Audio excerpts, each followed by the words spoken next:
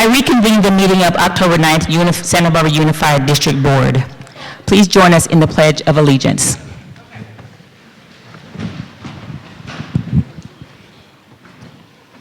I pledge allegiance to the flag of the United States of America and to the republic for which it stands, one nation, under God, indivisible, with liberty and justice for all.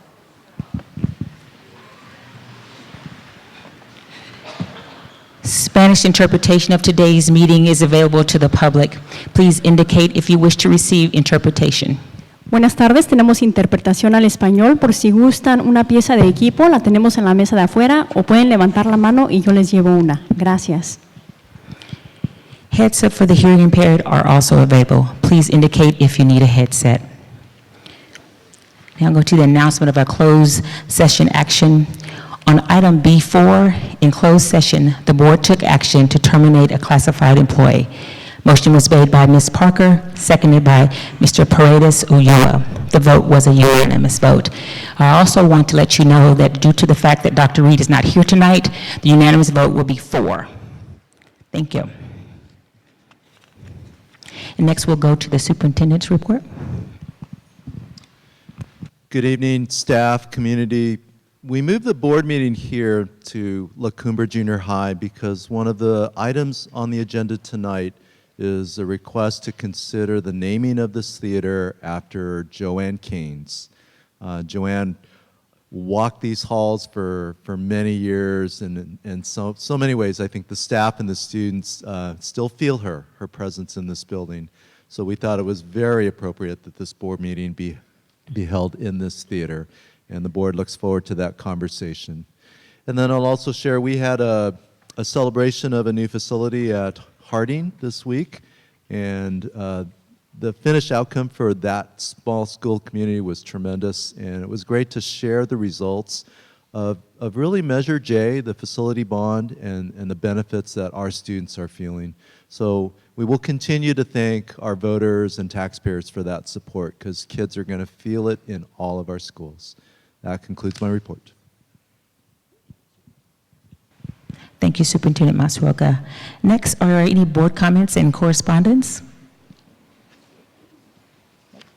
Okay, hearing none. Public comments on non-agenda matters within the jurisdiction of the Board of Education. Do we have any public comments? Okay. Moving right along tonight.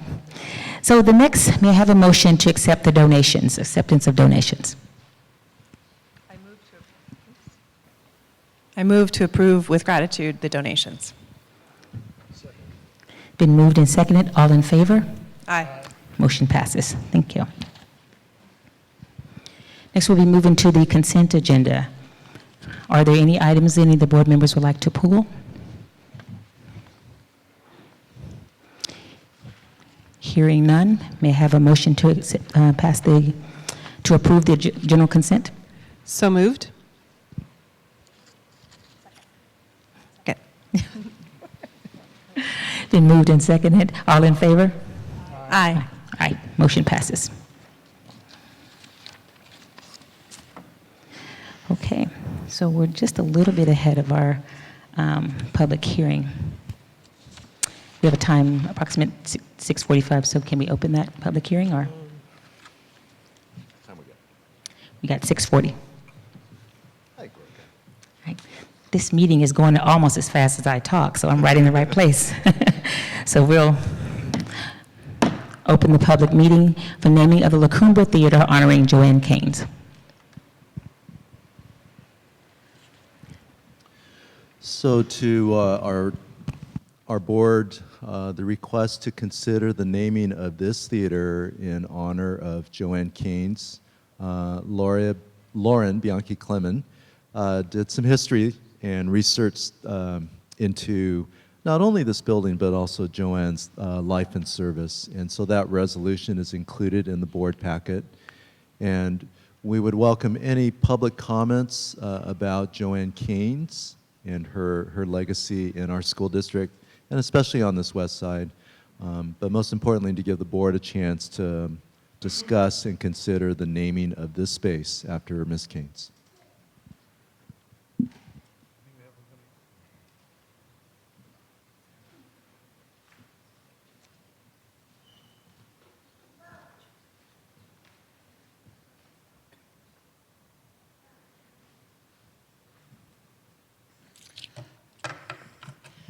Hello, my name is Casey Cowart, and I'm the principal at Franklin Elementary.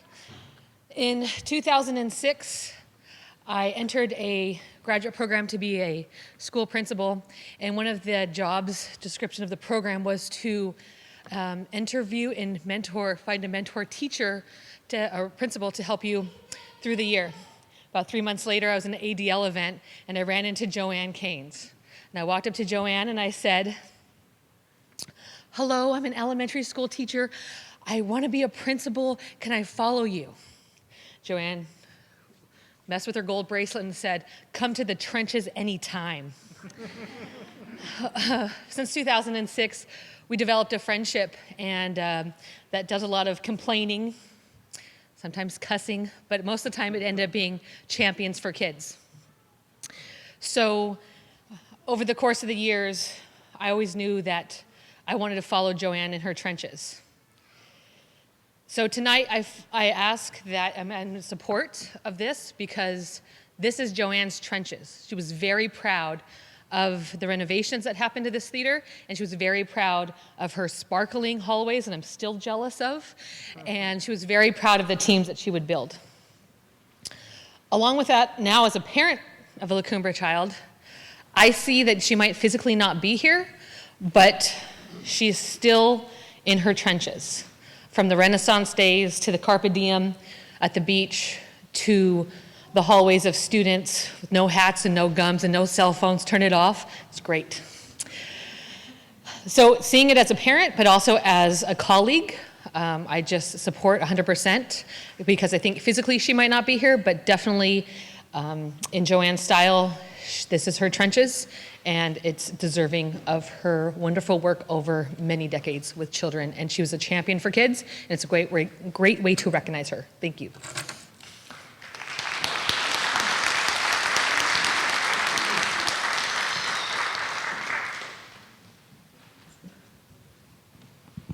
Hearing no additional public comments, Board.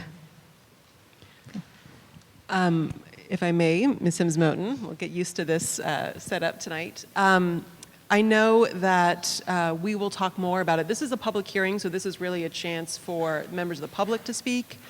We will talk more about it. We talked more about it at our last meeting, and we will talk more about it again at our next meeting when I hope that it will be on for action for this board. But I had brought it forward for all the reasons that Ms. Kilgore mentioned. This particular space was really very important to Joanne Keynes. And it was a pride and joy for her when it got renovated. And she felt its importance on the west side, and its importance on the west side, and she felt its importance for the Santa Barbara community in general.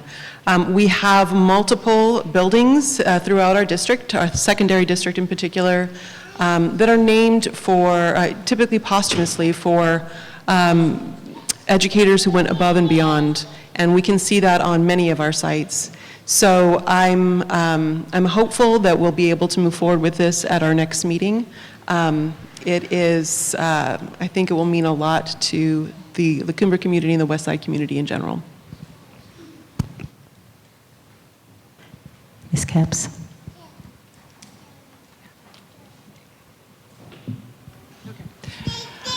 I just want to, again, appreciate the speed by which we are taking this up.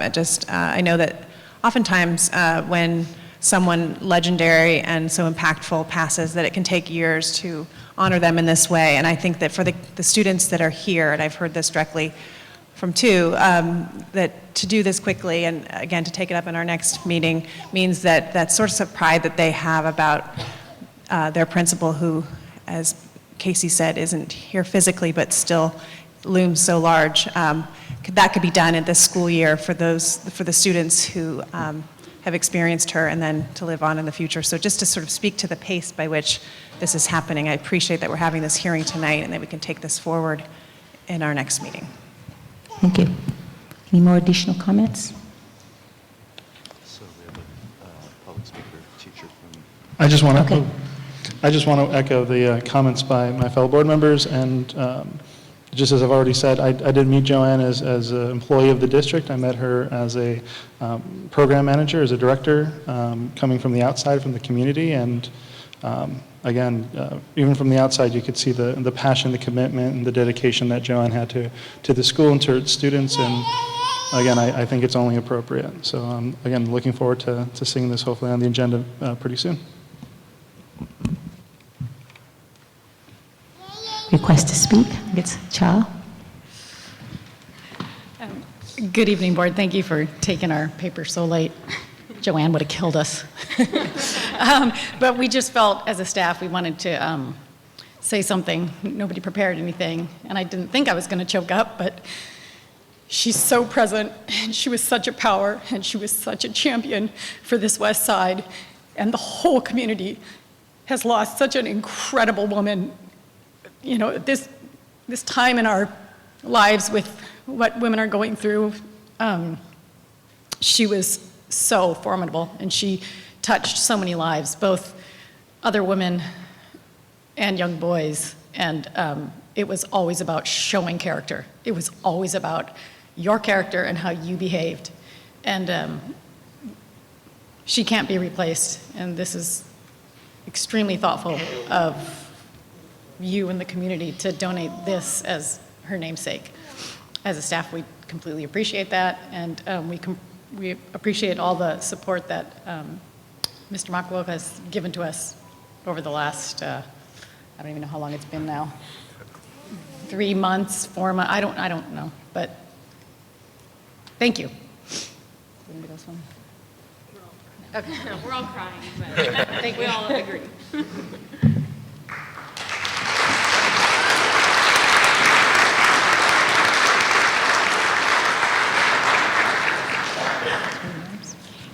Okay, so hearing no additional requests to speak, I can now close this hearing. I will now open the meeting for the second reading of the sunshining of the Santa Barbara Teachers Association proposal for successor contract negotiation with Santa Barbara Unified School District. Mr. Matsuoka. I'll have Dr. Vecchio offer some comments.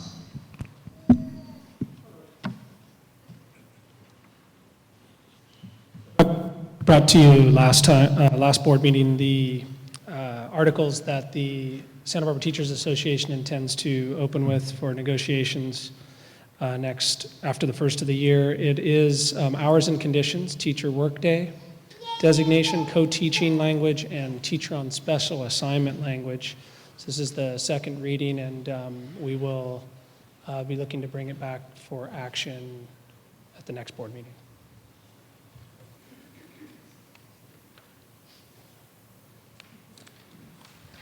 Any comments from the board? Good. Okay. Thank you, Dr. Vecchio. I think we can now close this public hearing. So just a little bit ahead of our next one. It's for Resolution 2018-19-14 regarding sufficiency of instructional materials for the elementary education. Dr. Ramirez?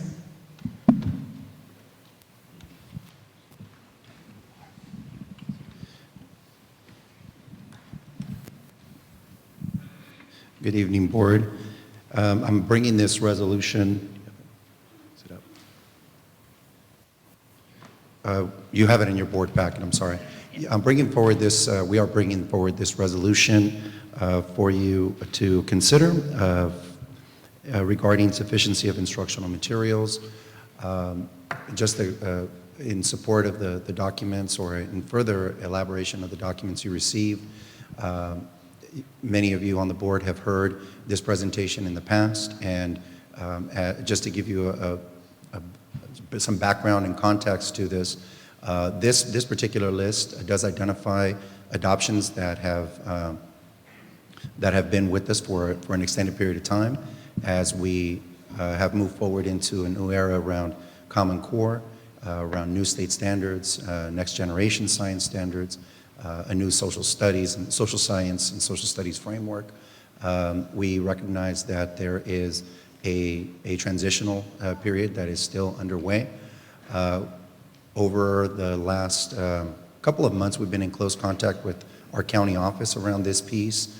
And we got a great deal of good language and good opportunity to discuss where we are relative to instructional materials.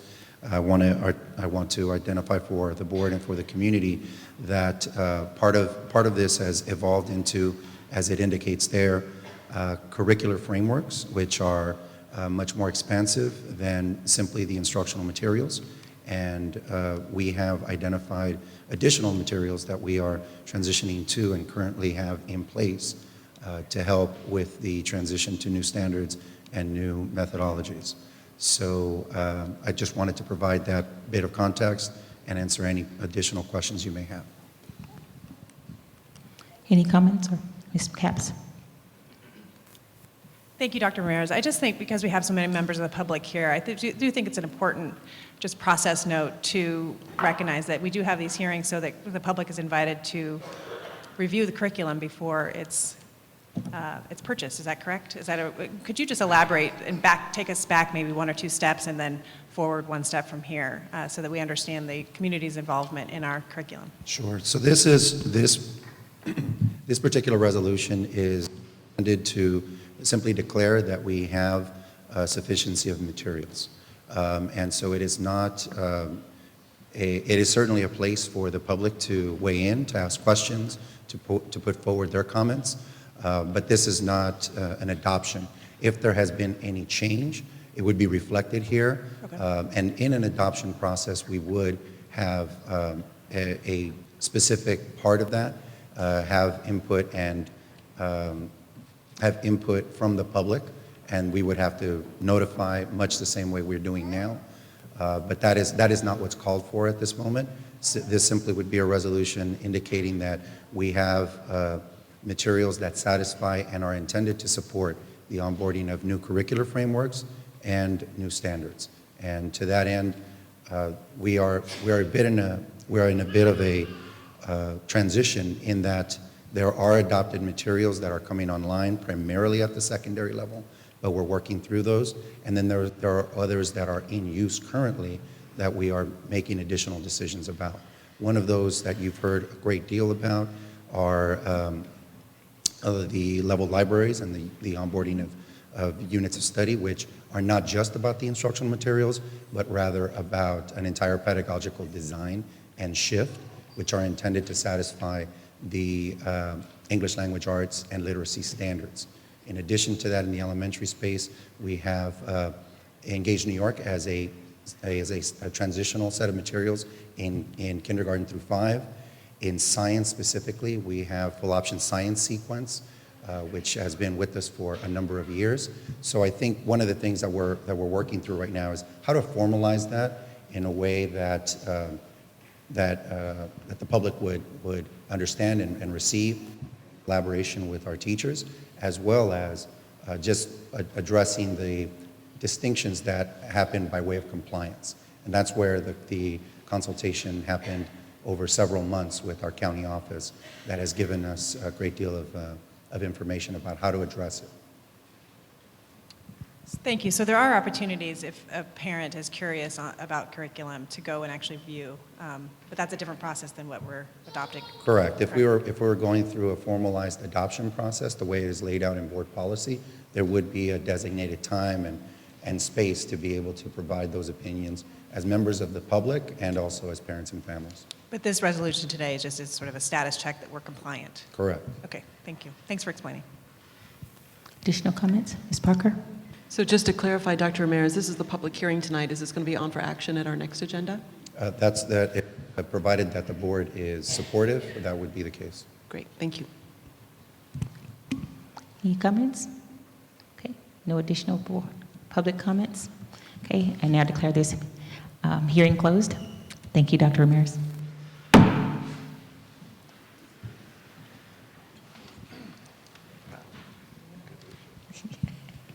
I'd like to open up our next hearing, Resolution 2018-19-17 regarding sufficiency of instructional materials for secondary education. Ms. Carey.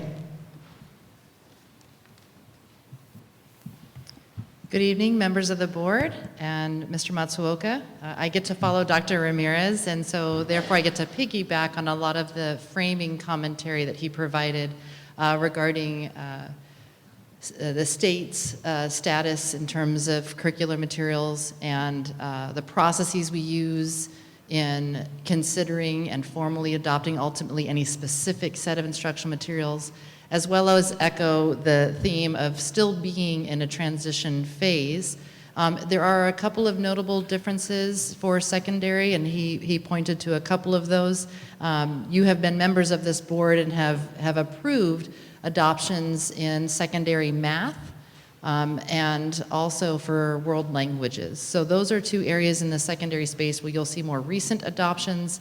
And then you'll see in other in other academic areas, you can see the specific adopted materials and their alignment to the State Board of Education, their status as far as whether they're in current use, as well as our testifying to the sufficiency of them. And at this point, I'm here to answer any questions or respond to any comments you might have. Any questions from the board? Additionally, this is a public hearing, so this is also the opportunity to have any comments from the public. Are you going to be bringing this back for action at the next meeting? Okay. Yes. Seeing no additional comments, I declare this hearing closed. Thank you. Thank you, Ms. Carey. So we'll be moving to our action agenda with our first item, the approval of the contract with Just Communities at Central Coast. Mr. Matsuoka, will you open this up?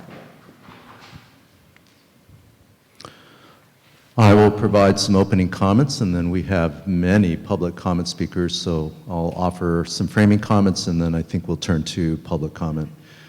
So I think it was 3 school board meetings ago, the board had a discussion about the framework of the contract. At that time, it was an MOU. The board expressed some requests of staff in I would say a rewording of the MOU into a contract form, so that has been accomplished. And just there's some of the requests that the board asked for about evaluation, about making it a more formal contract. And so a lot of that has been incorporated in the contract that's now before you. And I will allow the board to now receive the public comment. And then when we get to the actual contract, Ms. Carey will walk you through the framework of the contract and respond to any questions.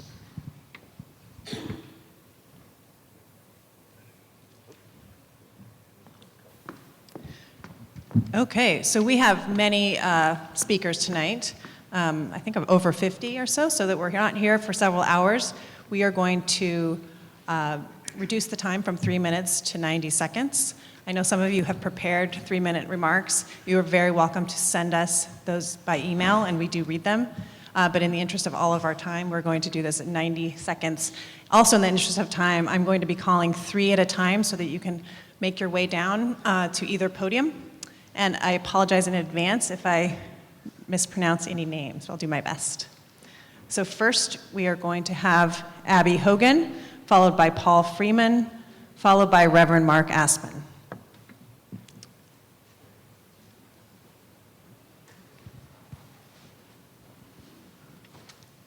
You can begin. Hi, my name is Abby Hogan. I'm a parent in Santa Maria, California, and I just wanted to express my support for Just Communities. I went through the PETA program, and we built bridges of understanding with different types of parents, and it was a great experience, and I'm on the board in North County now, so I strongly encourage you to sign the contract. Thank you. Paul Freeman. And I forgot to say that I will be giving a 30-second warning when we get to that stage, so if you hear me. Do I look like someone that's going to use more of my time? You might. It might be the case. Thank you. Good evening. I'm going to read an email that I sent a little bit earlier to you all, just for public statement. Hopefully I can get it done in 90 seconds. We'll see how it goes. My name is Paul Freeman. I'd like to read the statement. I'm a local business person, father of 2 students at the school district, and an advocate in town for students and the programs supporting them. I was troubled to hear previously that the Just Communities contract was up for some review due to some anonymous criticisms and some threatened lawsuits. And as somebody who has worked with Just Communities and their team during my tenure here in town, working with social venture partners and other groups, I am concerned that something like that might derail what has been a great partnership here with the between the school district and the Just Communities staff over many, many years.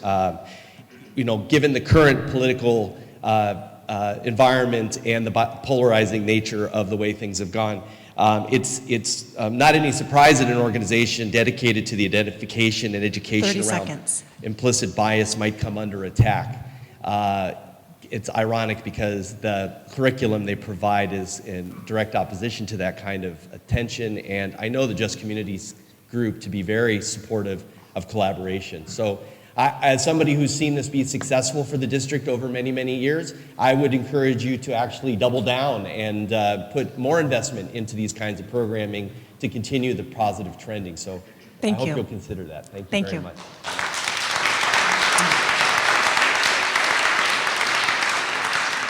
Okay, and we have Reverend Mark Aspin, followed by Kim Gertz, followed by Nancy Weiss, and Simon Dixon. Reverend Aspin. My name is Mark Asman, and for 23 years I was pastor at Trinity Episcopal Church at State and Mitchell, Trina, retiring in 2016. I'm here in support of Just Communities. In my 24 years in this community, as a pastor, I have been active in the Greater Santa Barbara Clergy Association, the Interfaith Initiative of Santa Barbara County, Santa Barbara CLU, Clergy and Laity United for Economic Justice, and currently the Interfaith Sanctuary Alliance. I have never heard a whiff of concern about Just Communities. Exactly the opposite. Amongst my colleagues, Just Communities is an important and respected ally doing great work in our schools and community. Now more than ever, especially given the rising voices of fear abroad in our nation, our community needs Just Communities back at work in our schools doing the fine work. 30 seconds. Helping everyone to find their voice and place and helping to raise up new leaders. Thank you for holding this space where our community can be heard. Thank you. Ms. Fritz? I'll try to be quick. My name is Kimberley Garrett. I'm an educator here in the Hope School District for the past 25 years, and my daughter has been deeply involved in Just Communities over her years at San Marcos High School. She is currently now moved on to university, and I think in part studying political science because of Just Communities. She participated in the Community Leadership Institute, Talking in Class, Can Do. She spoke on a panel with the Institute for Equity in Education, and on 2 occasions, because of the skills that they provided and giving her a voice, she went to Sacramento and spoke with legislators with a group of students from our community. I think giving students that kind of skills and that ability to have a voice, especially, is absolutely vital. End with, she actually called us and said, please come to this meeting. So I'm speaking for her as well. 30 seconds. Okay. In a variety of ways, that male-dominated problem-solving groups such as board committees and legislators, men speak 75% more than women, which is why researchers summed up, having a seat at the table is not the same as having a voice. Just Community programs have given my daughter a seat at the table. Thank you. Thank you. Nancy Weiss. Good evening. I think this is going a little bit in and out. I'm a sophomore at Santa Barbara High School and long been watching the schools try to engage parents in particular and of course students to get the best results we can for everybody. I'm here in support of Just Communities and the projects that they run with the school. I watched as those began some years back, And it seemed to me a wonderful partnership, and I believe it is still now, to address a lot of the goals that the school board and the district office have aimed for over the years, in particular the engagement of families across a wide spectrum of diversity. And in particular, I just want to do a shout out for the language access aspects of the work that Just Communities does. As somebody who happens to be bilingual, I can't tell you how many times I've been able to personally break down barriers just because folks can't understand each other. And so to have that, like right now at back to school night, and personally witnessing that, and the transformation that happens with something as simple as making sure everybody can understand each other, there's really nothing more powerful than that in working together for all of our students. So thank you, and I really urge you to vote for their contract. Thank you. So we next have Simon Dixon, and if you can start to come down when I call your name so that we can speed this up just a little bit, followed by Guat Betedorogo, excuse me, and Nicole Dinkel-Lacker and Suzanne Peck. So if you don't, those three, if you don't mind kind of coming down so that we can keep this moving. Simon. Hello, board. Thanks for having us and having me here. I had a 3-minute letter that I can't do in 90 seconds, but I've sent copies of that along to you, and I hope you might take a moment to read it. My short version is doing the Just Communities program, which I went through myself, the IEE, changed my life, and I think it would change the life of anybody who does that program. It is a life-changing thing, and it's a thing for good for the community.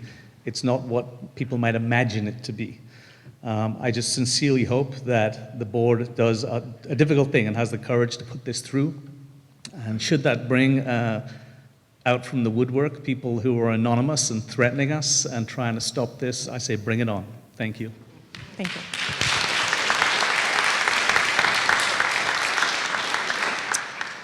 So this is a tough name for me, Guat Betedorogo. I'm sorry. You mind introducing yourself so that we get it correctly? Okay. Thank you. Thank you. Superintendent Kerry Matsuoko and members of the Board of Education, good evening. I'm Guat Bhattacharjee. I know your mother, Laura. I'm a 50-year resident of Santa Barbara and a former parent and volunteer in Santa Barbara schools. From 1977 to 1990, I've started an after-school activity program in an elementary school, volunteered in various capacities in PTA and advisory councils, and carried out supportive and leading roles in the district's former gifted and talented programs. I'm grateful for the good education that my daughters received from the Santa Barbara School District. This is now 2018. Many changes have happened in the school district with different demographics, emphasis on content, on what is being taught and learned, and social issues, etc. Be that as it may, I'm here specifically to express my dismay at the current proposal from Just Communities. 30 seconds. 20 seconds? 30. 30 seconds. All right. I'm upset with that. And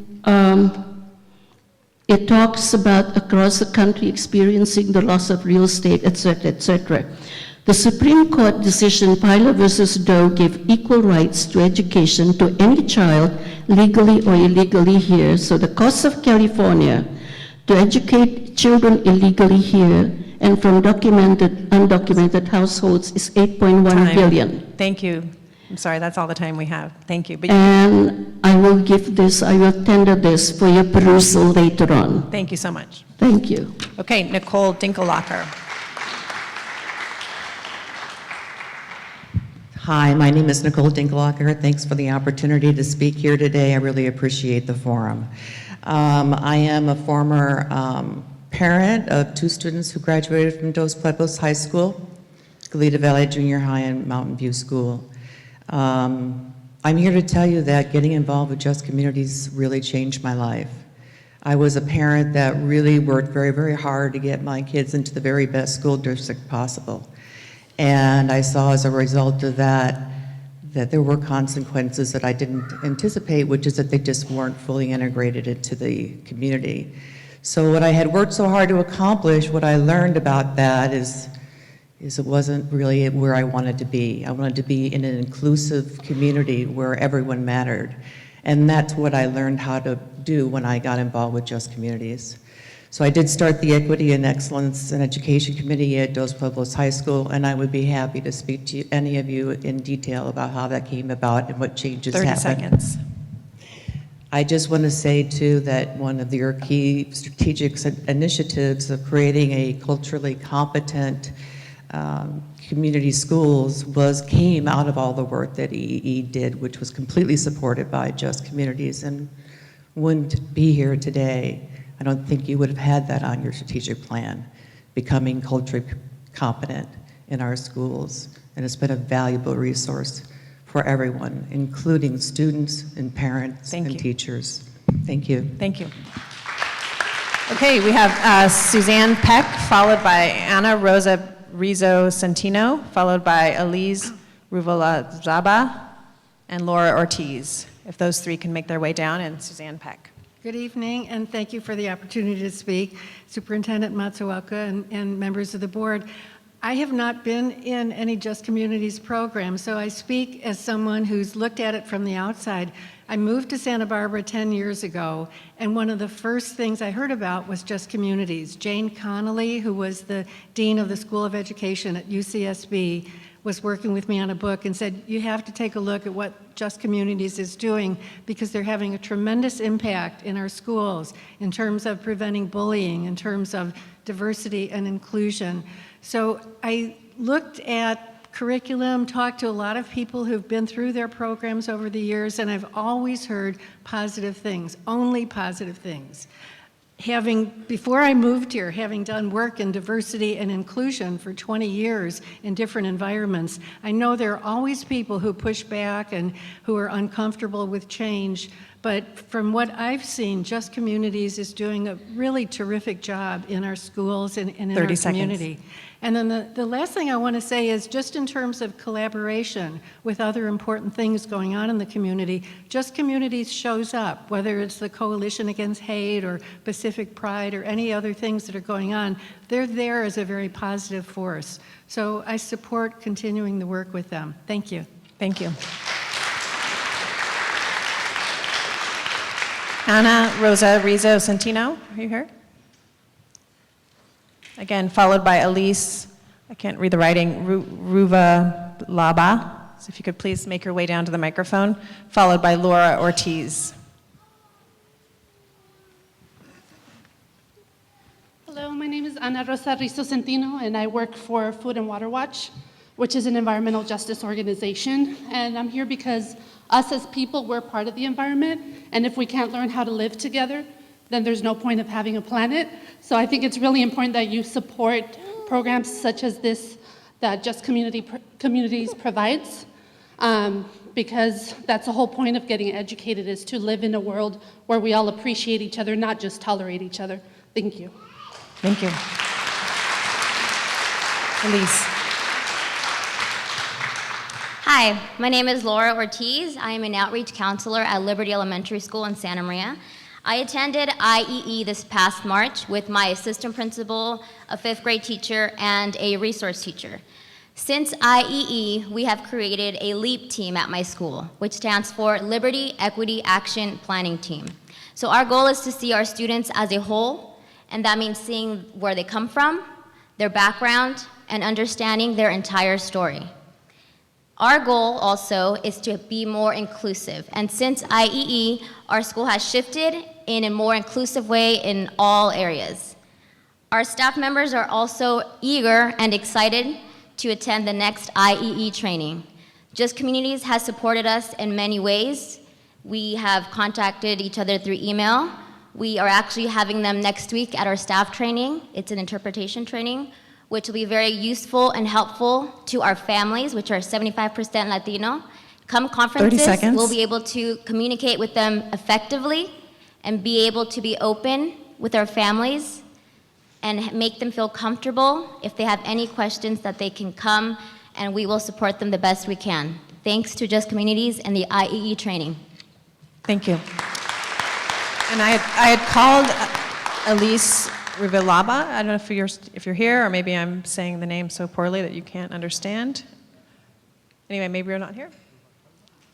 Want to help me out? The next three will, and we can go back to Elise if she's here. Kathy Strasberg, please come down to the podium, followed by Judith Stevens, followed by Chuck Winant.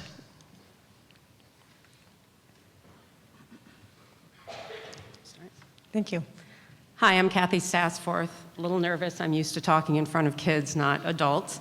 I'm into my 33rd year of education in a neighboring district. I want to first mention or notice that I'm sure you can from up there that the representation of this audience is much more aligned with the demographics of the school district than has been at other meetings that I've attended, and I think that really goes to the program of Just Community, the power of the program of Just Communities. I was involved in the Parents for Inclusion, Diversity, and Access program, but I want to talk a little bit more about the testimonials I heard tonight and the testimonials I heard 2 weeks ago from the teachers. And it really struck me how many teachers said that it was the most powerful training they had ever gone through. After 33 years of teaching, 30 seconds. I've been through a lot of trainings, and that is what stuck me with all the testimonials from last week and tonight. You know, the teachers and the support staff really are the beating heart of a school, and I think it's really important to hear those voices. Thank you. Thank you. Judith Stevens.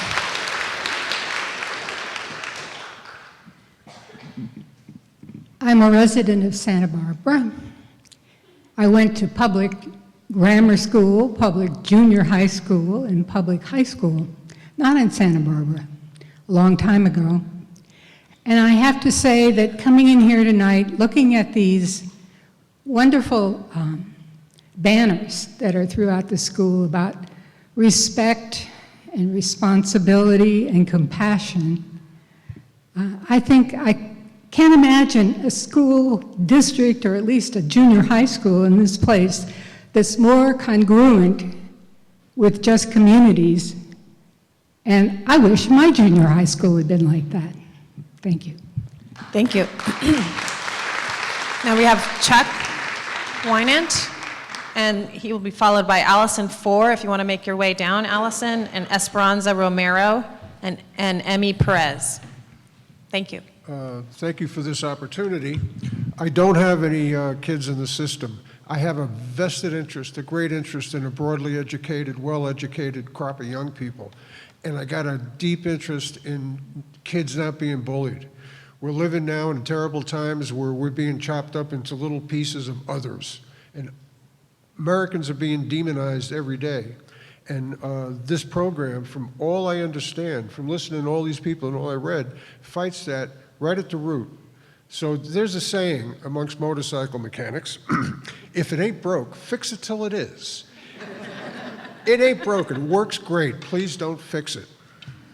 Thank you.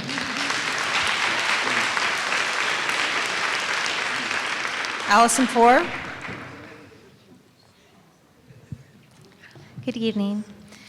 My name is Allison Four. I have two small children who go to school here in Santa Barbara.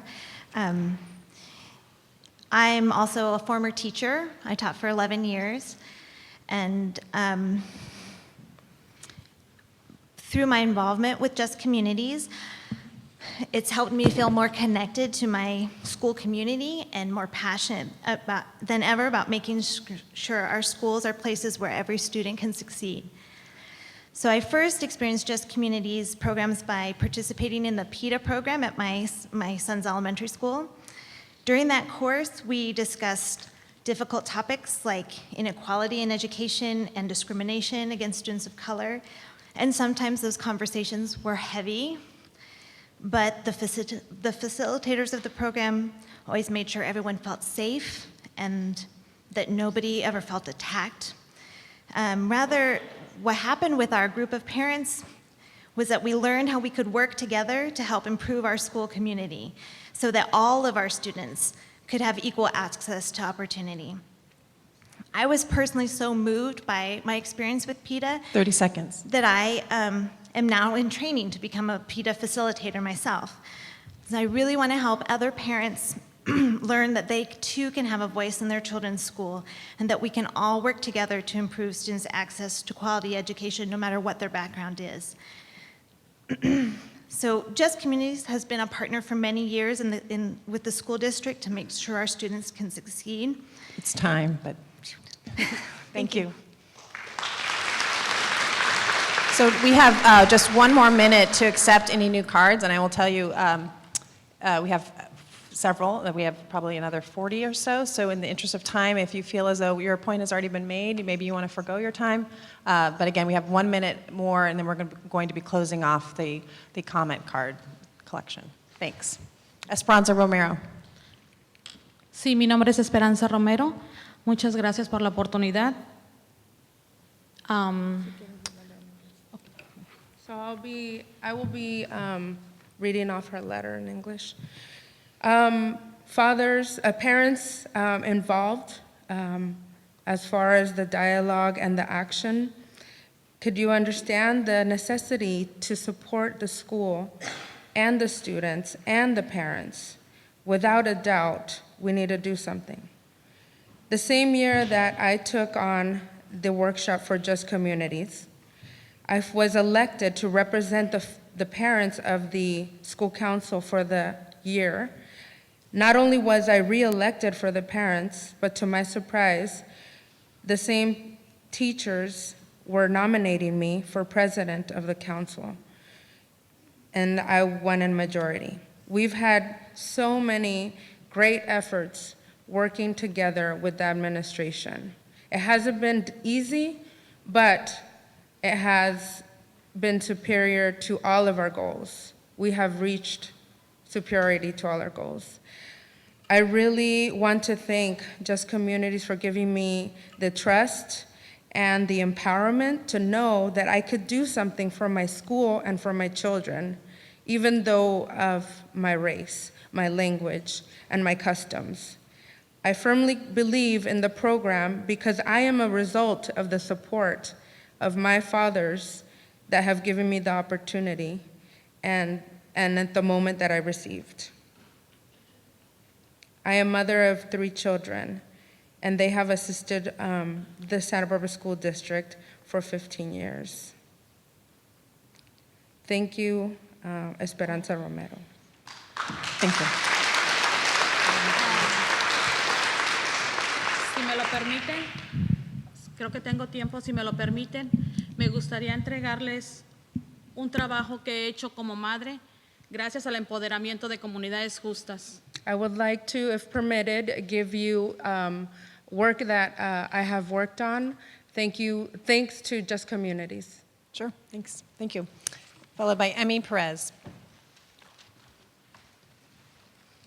Hello, my name is Emmy Perez. I'm a sophomore at Dos Pueblos Senior High School. I participated in talking in class in the year 2015.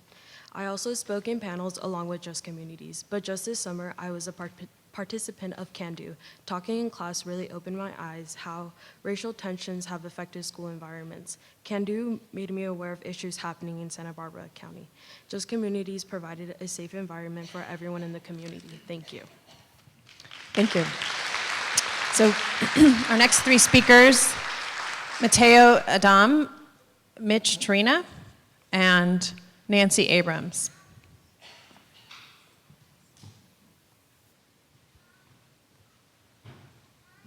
Hello, my name is Mateo Adame, and I'm a sophomore at Dos Pueblos Senior High School. I participated in the 2015 talking class, which was the first one they actually did in junior high at Goleta Valley. And I went to panels along with Just Communities and talked to other parents about the impact that talking class had on me. And talking class really just gave me a voice in the school district. I got to talk to the superintendent at that time. I'm not sure if that was you, I forgot. And it also made me want other kids to have that chance, to get that voice that I had. And now it really just opened my eyes at a young age, like in 7th grade, pretty young, to realize everything that was happening around me.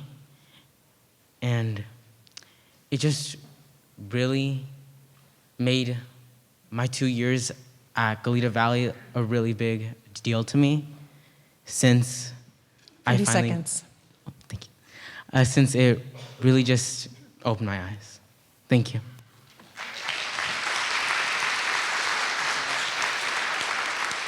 So we are now closed for additional speakers. Mr. Trina. Good evening, board members, Superintendent Matsuoka, and cabinet members.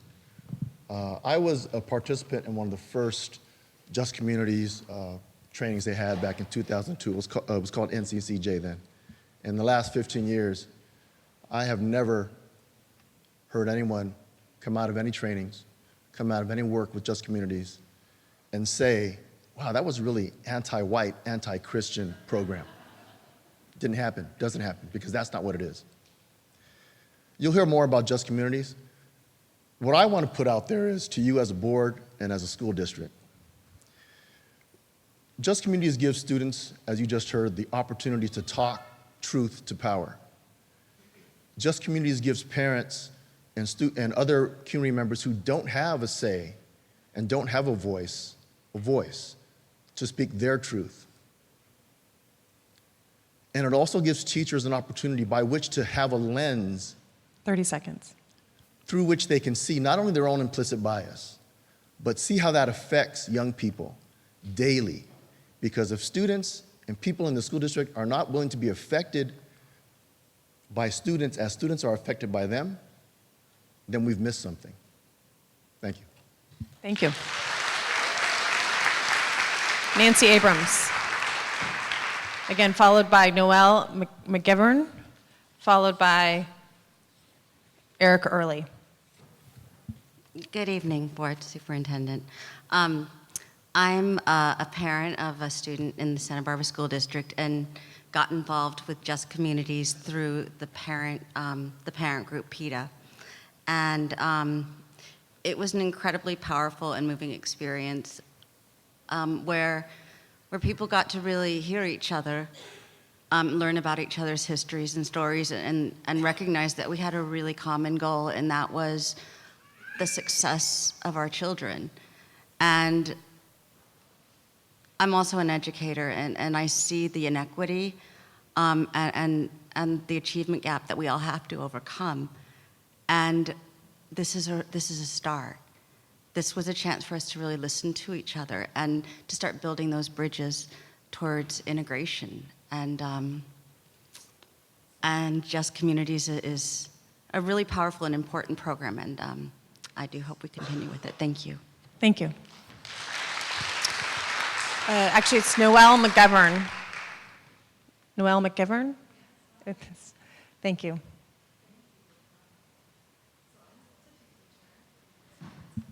Wait 1 second, I don't think the mic's on. There you go. Hi, I'm Noelle McGivern. I was born here on Chumash land in 1961 in St. Francis Hospital. I went to Adams, Peabody, La Cumbre, and San Marcos, and UCSB. And I'm a French teacher as well as a substitute teacher. And I worked for John Keynes. I'm thrilled. But what I want to say is, in my walk of life as a guardian of our youth and our young people, I have witnessed the need for just communities. And I'm thrilled that I want to heal that place in myself that might not already be completely healed. I love my intertribal life. I'm just thrilled to be here working with students, and I want to even get better at it. I want to be more human. There's only one race. It's the human race. And I've seen A Tale of Two Cities since I moved back from San Francisco, and 30 I'm seconds. just so grateful for the opportunity to take that class. Thank you. Okay. Now, Mr. Early, followed by Lorraine Woodwork, followed by Tanya Israel. We are only one race. I agree with the last speaker, and that's why I'm here. I'm an attorney who represents a group of concerned citizens who have attended Just Communities workshops. Fair Communities Education was formed to help ensure that this district provide every student, regardless of race, ethnicity, culture, and sexual orientation, the opportunity to achieve their highest ability and potential. We support implicit bias training. JCC crosses far over the line in violation of the law. We've asked, and we ask again, the district should put JCC's materials out there on the website. Be transparent. Let all the people of Santa Barbara see what you are supporting. Just Communities separates communities and causes conflict. Quote, and if you have a problem with my quotes, and these are direct quotes, put the materials out there for everybody to see. Racism, a system of oppression based on 30 race seconds. that privileges white people and targets people of color. Just Communities results have not been properly vetted. The board must submit the program for competitive bidding as required by law. We must see a full conflict disclosure. Implicit bias training can be done by existing teachers in the district, and I've spoken to them. I've spoken to teachers afraid to speak for their jobs, who are in classes separated by race, who have told me the damage being done. If this contract is entered, it will be void as a matter of law the minute it is entered. Thank you. Actually, it's, well, Tanya, Dr. Israel, you can go, and then followed by Lorraine Woodwork. My name is Tanya Israel. Over the past 15 years, I've engaged with Just Communities as a collaborator, contractor, volunteer, and program participant, and I express my strongest support for their work. I'm a professor and chair of UCSB's Department of Counseling, Clinical, and School Psychology. I hold a master's degree in education and a doctoral degree in counseling psychology, and I'm a fellow of the Society for the Teaching of Psychology. Quite honestly, Just Communities has the very best facilitators for diversity training that I have ever encountered. Having completed their facilitator training, I can attest that they base their approach in factual information, accessible conceptual models, and a deep understanding of psychological responses to privilege and oppression. I've contracted and collaborated with them on several projects. Most significantly, I worked with Just Communities to develop and deliver training on LGBTQ issues for the Santa Barbara Police Department. Because I conducted research on this training, I can speak to the effectiveness and skillful execution of the training. 30 seconds. When the chief of police mandated a 5-hour training on LGBTQ issues for all sworn officers in the Santa Barbara Police Department, Just Communities took on primary responsibility for the design and facilitation of the training in collaboration with the Police Department, Pacific Pride Foundation, and my research team at UCSB. My team gathered data which demonstrated that the training was effective and that it increased confidence in being able to implement LGBTQ affirming tactics. Furthermore, law enforcement demonstrated some resistance to the training. Time. Thank you, but also receptiveness. Thank you. Okay.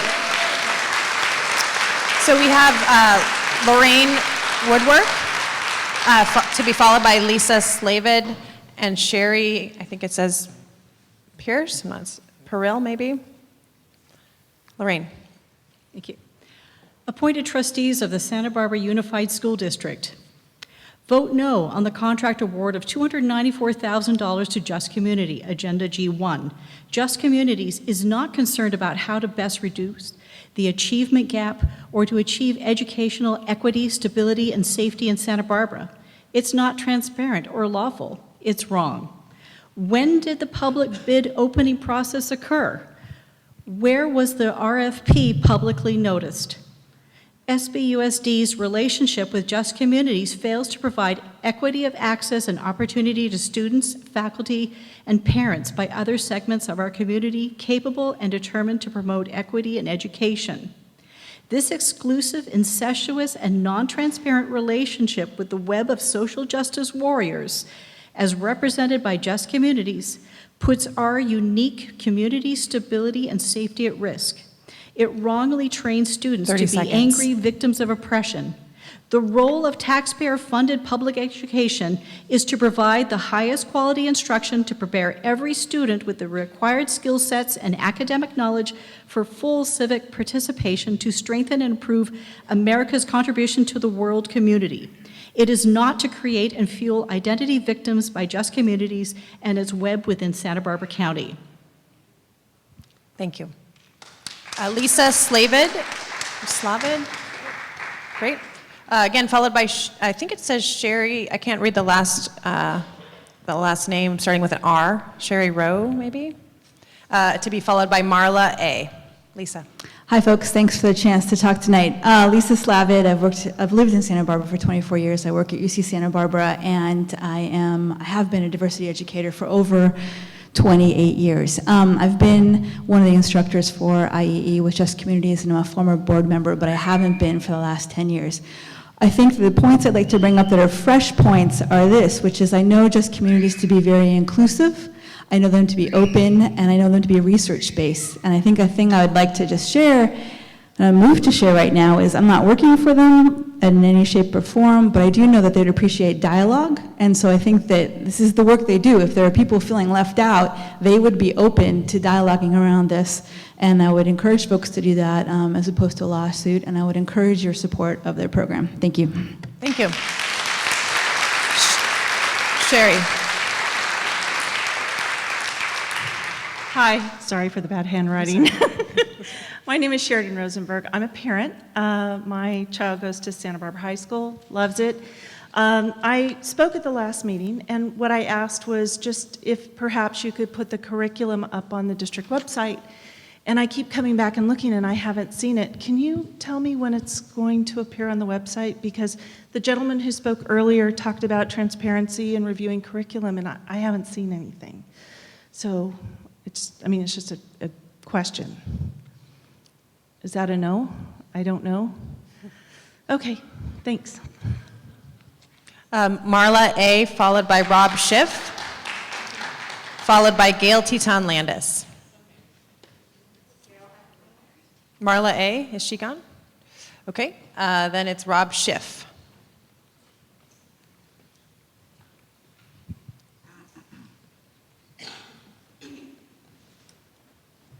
Good evening, everyone. My name is Rob Schiff. I'm an avid elective teacher at Dos Pueblos High School, as well as the district coordinator for our AVID program. I've had the opportunity and honor to work with Just Communities in various capacities over the last 4 years. Much like our own AVID program, Just Communities is an organization seeking to level the playing field when it comes to creating opportunities for success and advancement for historically underserved members of our community. I know some people are concerned that Just Communities' efforts on the behalf of inclusion for some necessarily means they're working for the exclusion of others. I know from working with the organization personally that this view is a fallacy. I am myself a privileged white male. Just Communities is not working against anyone, rather they are working for everyone. There's a significant amount of data showing the strides our district has made since partnering with their organization. As importantly, I believe their work has not only been successful, but also enlightening and inspirational. I grew up as a student in our school district. I've worked in our school district in some capacity as a teacher, coach, coordinator, and in various other roles since my freshman year in college. Hard to believe. Before that, my mother and father worked for our district for over 45 years combined. I think it's fair to say I have a long personal history with the Santa Barbara Unified School District. During all that time, I believe one of the best decisions we've made is to choose to partner with Just Communities. To choose to sever that relationship would be one of the worst. Thank you. Thank you. So next we have Gail Teton Landis. I think she might have left. Hillary Blackerby, followed by Vincent Dodero, followed by Jean Alexander. Good evening. Glad to be with you tonight and want to just share my experience as a former board member of Just Communities and someone who's been involved in some of their programming and have done programming with youth through their Community Leadership Institute.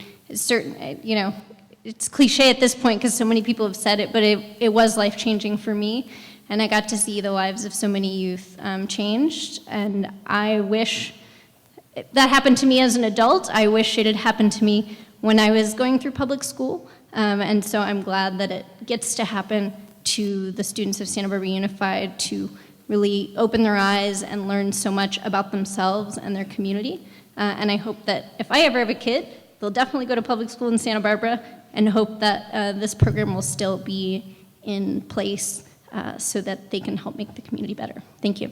Thank you.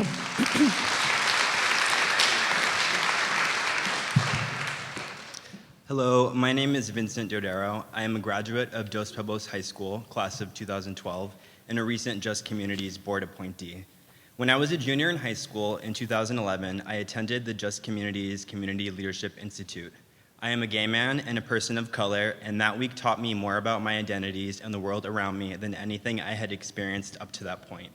I left with a fresh perspective, empowered to stand up for the inequities I recognized and the drive to make a difference on my campus.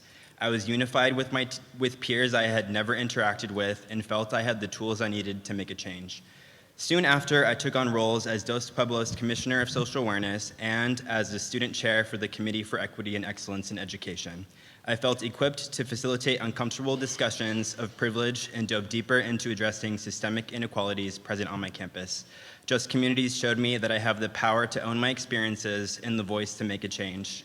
The work that Just Communities does is not always comfortable, but that's what makes it so profound.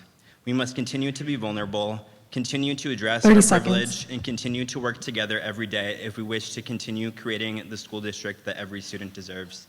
Thank you, Just Communities, and thank you all for the work that you do for our students. Thank you. Jean Alexander, to be followed by Jason Tarman and Christy Tarman. Hi, my name is Jean Alexander. I've been an attorney here in Santa Barbara for 37 years, and I recently joined the board of Just Communities because I so strongly believe in their work. It seems like our entire country is coming apart at the seams right now, and the divisions caused by racism, sexism, and the like are wedges that polarize us. Just Communities is a breath of fresh air. Their work brings understanding and fosters caring for each other. I've heard from so many people, as we are hearing here tonight, that this work has had a profound impact on their lives and their schools.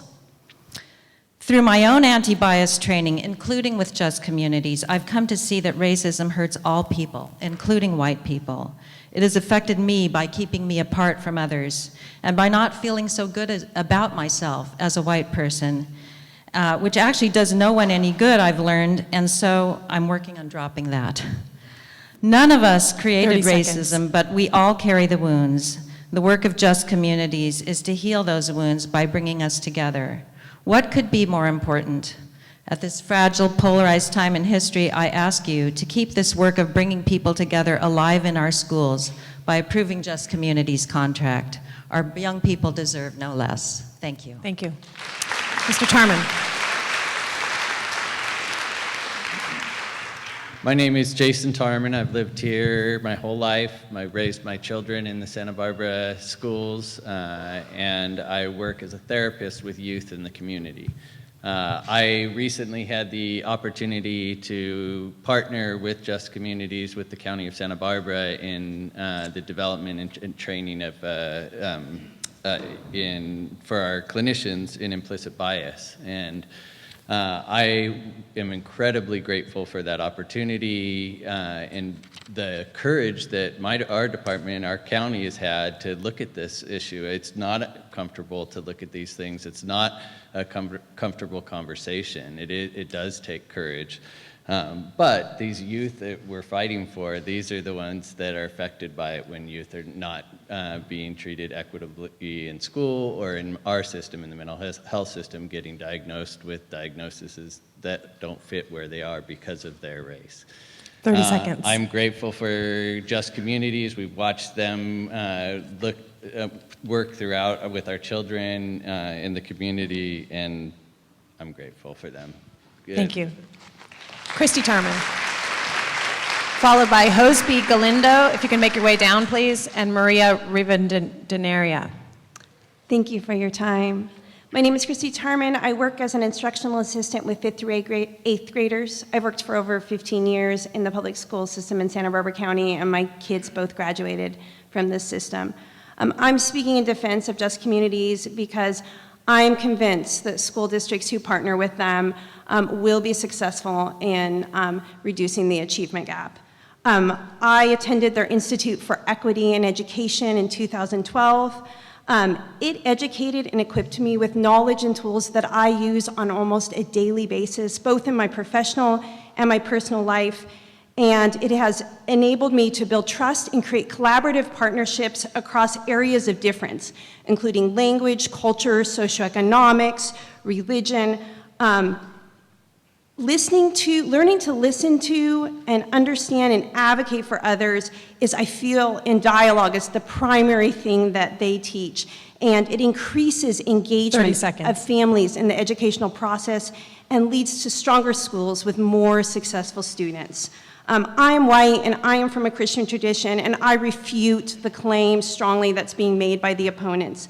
Just Communities is not bringing politically motivated anti-white and anti-Christian curriculum. They are caring for and empowering marginalized individuals, creating dialogue that's the hallmark of a true, healthy, democratic society. So I encourage you to sign this MOU confidently. Thank you.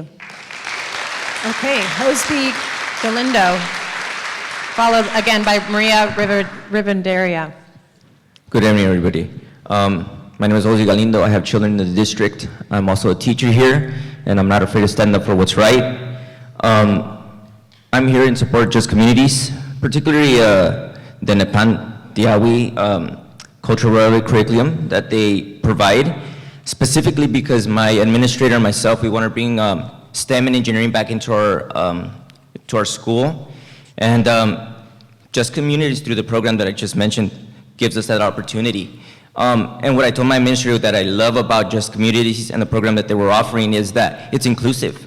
It brings everybody together. There's a lot of entities out there that are looking for people that maybe they're first generation going to a college, or people maybe that are already geared and wanting to go to a STEM program, but Just Communities has given us a platform where we can invite everybody to come be a part of it. And how are we going to get everybody to come and be a part of this? We came up with a project, which was going to be a solar-powered cell phone charger, considering that 30 this seconds. district has gone 1-to-1, maybe it should be an iPad charger. But nevertheless, that's how we were going to get everybody to want to come to this program, everybody. Also, we were going to take it into the classroom. If you don't know about Mesoamerica, I mean, their foundation is in astronomy. We use them today in NASA. So we were going to really use that cross-curricular opportunity to teach a lot of things about math, science, history, and I hope that you guys support that. Thank you. Thank you. So, Maria, do you mind saying your last name so that we get it correctly?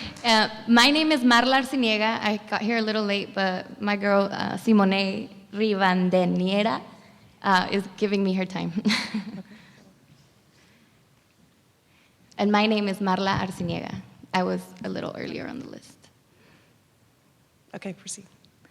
Hi, so I assume, I just got here, but I assume we've already covered the courage it takes to have these conversations, the importance of youth finding these conversations and finding their stories at school. But something that I hope has also been mentioned is the skill that you learn through Just Communities to listen to one another in a group, which is really powerful for youth to be interrupted through a school system that is modeled under the Letherian, I can't say his last name, model, right? The pyramid, the expert depositing into empty containers.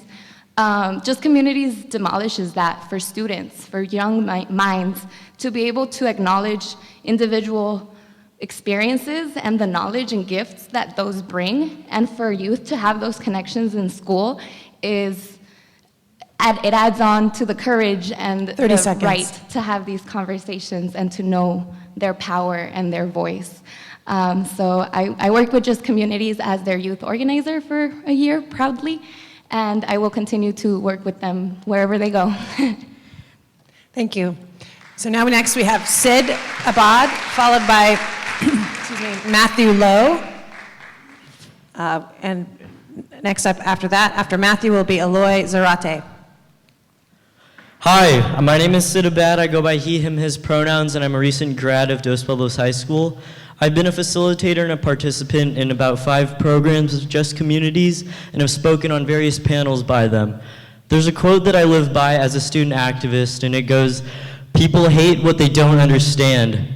That's why I, a transgender man of color, have been tormented and harassed countless times throughout high school, both by students and even teachers. Throughout the program, Talking in Class, Just Communities educates the student body and staff through student-run presentations full of rich information, experiences, and ideas on how to solve those social inequities. Without Just Communities, students like me will not have easy access to voice their concerns and advocate for themselves, and our students will learn their newly gained, our students will lose their newly gained social mindfulness, which means more people like me will face more hate. My community has a suicide attempt rate of almost 50%, the transgender community. 30 seconds. Mainly due to the hate from peers and family. For my friends and I, it's life or death when it comes to educating people. People hate what they don't understand, and getting rid of the students' only curriculum on social issues will only proliferate the existing ignorant and hate fueled by harassment and bullying of people of targeted identities.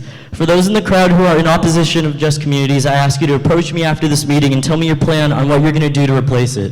Thank you. Thank you. Matthew Lowe.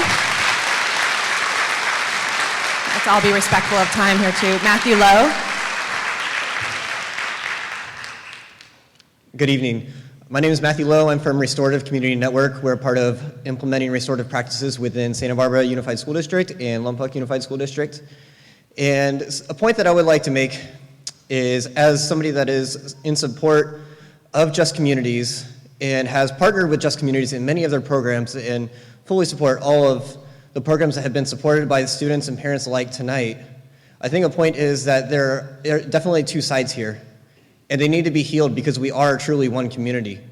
And if we divide our communities, then it'll just create separation. We need to be one community coming together and see each party, each group as a part of our community so we can have whole schools and schools that are truly inclusive and one, and see each person as they truly are, as the individual that was just up here mentioned. That was just a powerful representation. And I think as we move forward in this process, we're seeing things that we didn't see before. 30 seconds. And it is helpful, and we know places that we can now go and things that can be healed. And as somebody that is white and comes from a Christian tradition, I'm in full support of this work of Just Communities, and I believe we need to be a healing community as the Santa Barbara Unified School District has committed themselves to. Thank you.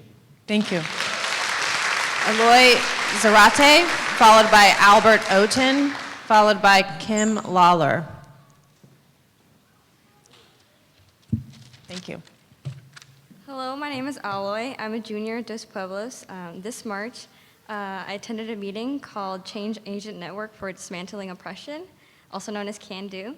This youth-led space is such a breath of fresh air from other learning environments I've been in. So I've continued to attend these meetings because of the leadership skills I gain in the community of wonderful, passionate individuals I get to work with.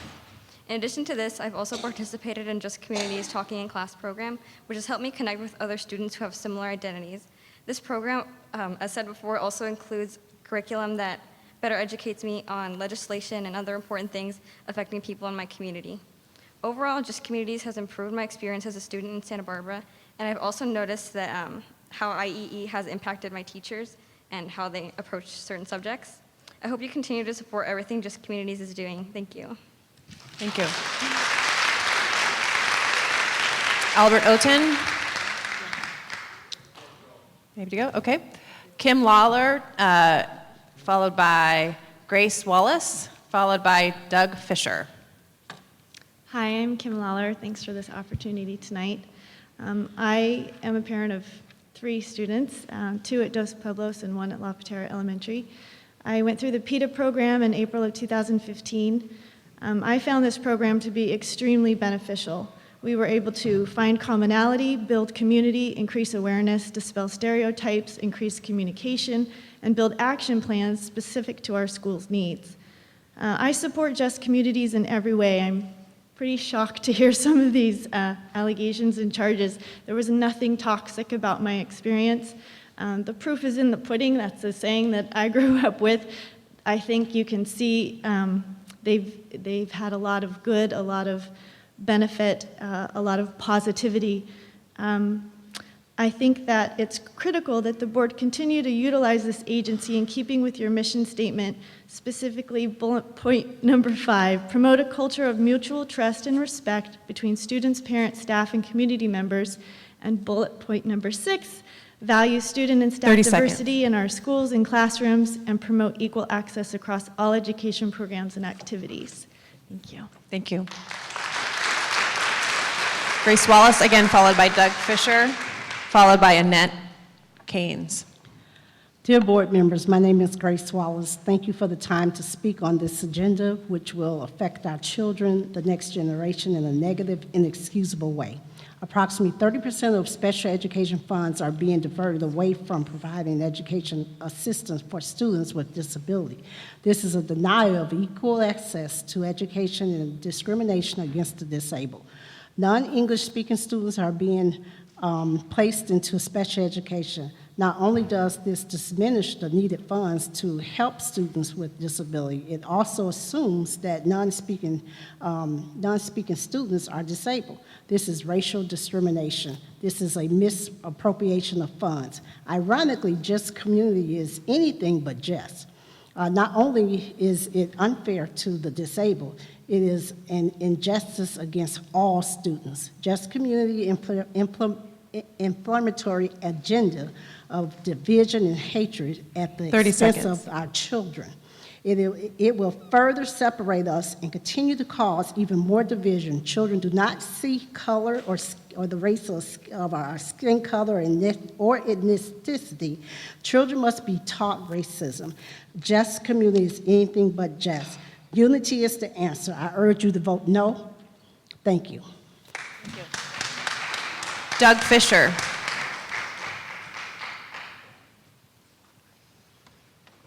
Thanks for the opportunity to speak. I served on the PTA at Monroe School a couple of years ago and had the opportunity to participate in PETA, the inclusion program run by Just Communities. Spent a semester getting to know some of my other fellow parents at the school. It was an incredibly powerful experience. I think it's been interesting to listen to some of the opponents of Just Communities talk about the importance of the implicit bias training that they do among some other programs.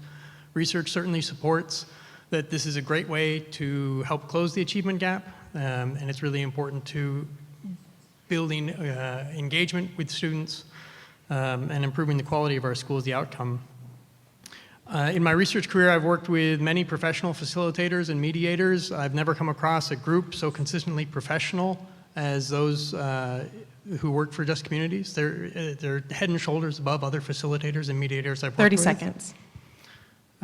So I guess with the opponents recognizing the value of the work that they're doing, but disputing their skill or the way that they're implementing it, I would encourage you to recognize that value, and I would argue that they're among the most skilled people doing that work.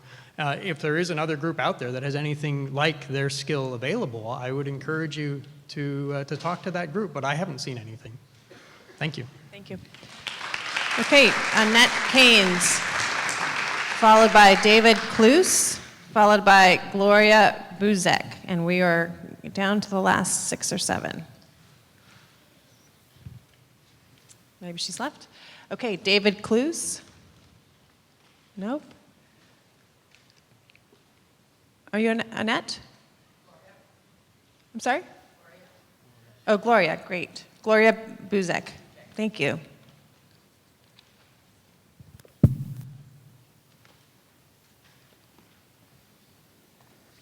Good evening. I'm another parent who's had my children go through the whole Santa Barbara school system. I was a PTA president on that stage at La Cumbre here for 2 years. I have a good background in education as well, from good schools, have been a teacher and a businesswoman. Some things that I have heard about this program have given me pause.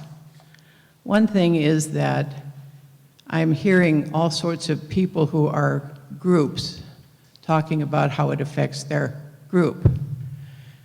When it seems to me that the purpose of our school is that we see ourselves as Americans and as citizens and people in Santa Barbara who all bring our skills together here and that we have a chance to grow. I'm glad that people are finding that in a program, but I have some things that disturb me about it. One thing is that the schools 30 seconds. should be ideally apolitical. You run as non-political people, though we know that's not true. But I'm getting a very distinct feeling here that this is a very political organization, and I'm just going to read one line that was given to me and that disturbs me greatly. It says that wealthy people and businesses, if this is in your curriculum, shape schools to contain and control poor people and turn them into useful workers and consumers. That's why rich people support public schools with their tax dollars, because they benefit. I always learned that the reason we had public schools was because we wanted to transmit our values, our Constitution, our government, appreciation to our kids, and to teach us so that the languages and the skills we needed to prosper in the future. Thank you. And I hope we do that. I'm not sure about this program. Okay, followed by John Busek and Simone, I think it's Simone Beauchamp. John Busek? Nope. Okay. So Simone, I'm sorry, I can't read your last name. Ruskamp, perhaps? Okay, she had to leave. Cricket Wood. Oh, you're John. Okay, great. Go on down, sir.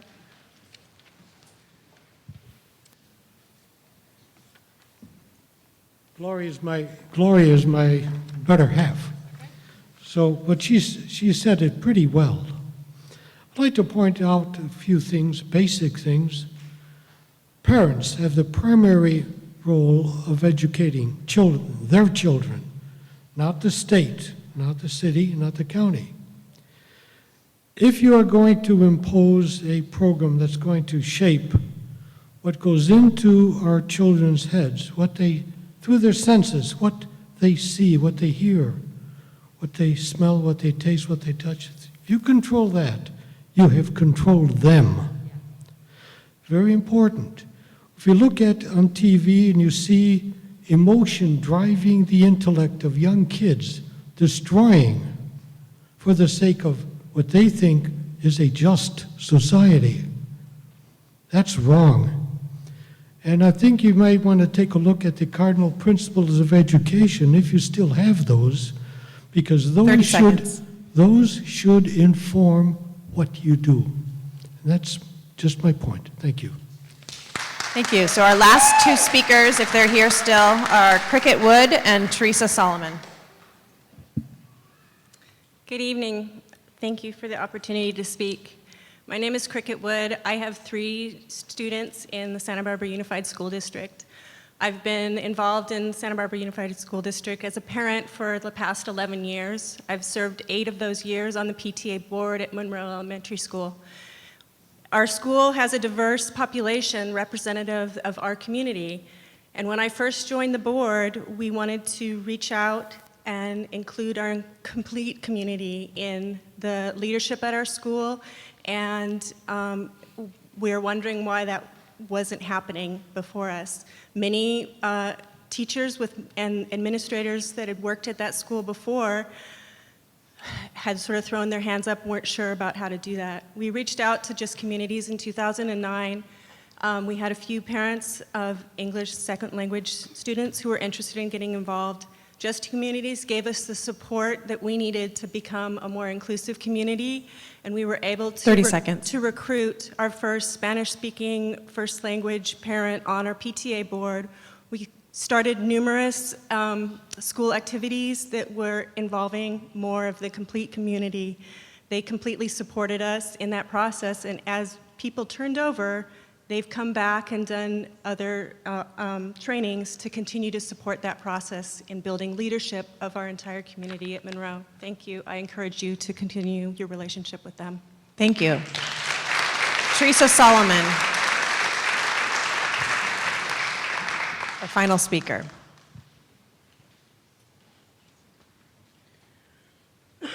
Excuse me. I live in Santa Barbara, and I have a daughter in the school district.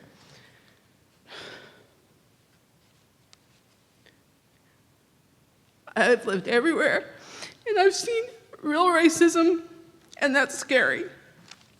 And I stand fiercely against racism and bigotry, and I'm concerned that the material that was not disclosed to the parents, and I'm concerned that it's not an elective.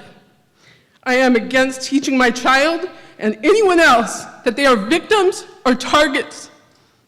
Teaching oppression and singling out as a general group of people leads to racism. You all need to know that because it's going to be on your hands.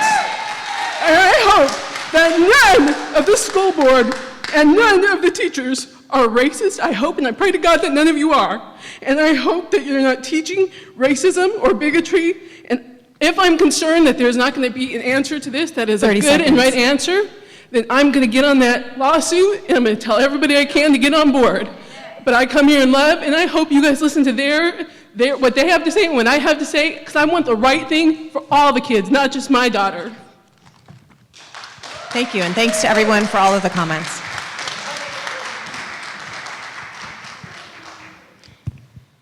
That concludes our speaker. Thank you all for your participation and your voices. Ms. Carey, you want to come and share a few comments? And then we will turn it over to the board for discussion.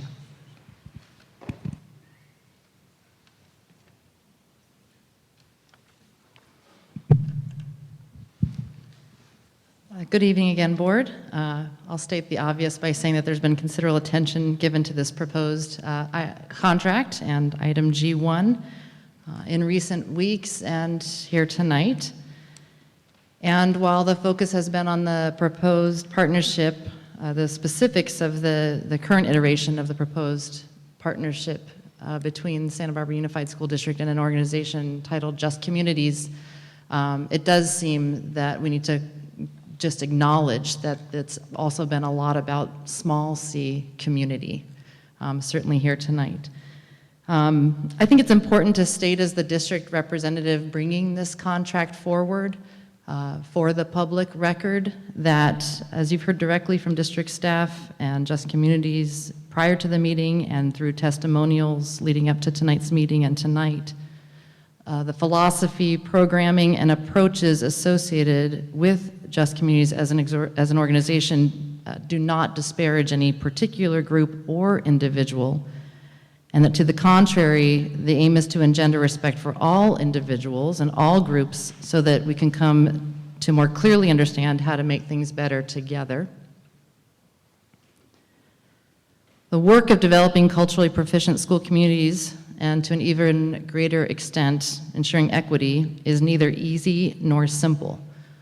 But as abundant evidence has demonstrated to date, Just Communities has been a valued and impactful partner of our district over many years to this end.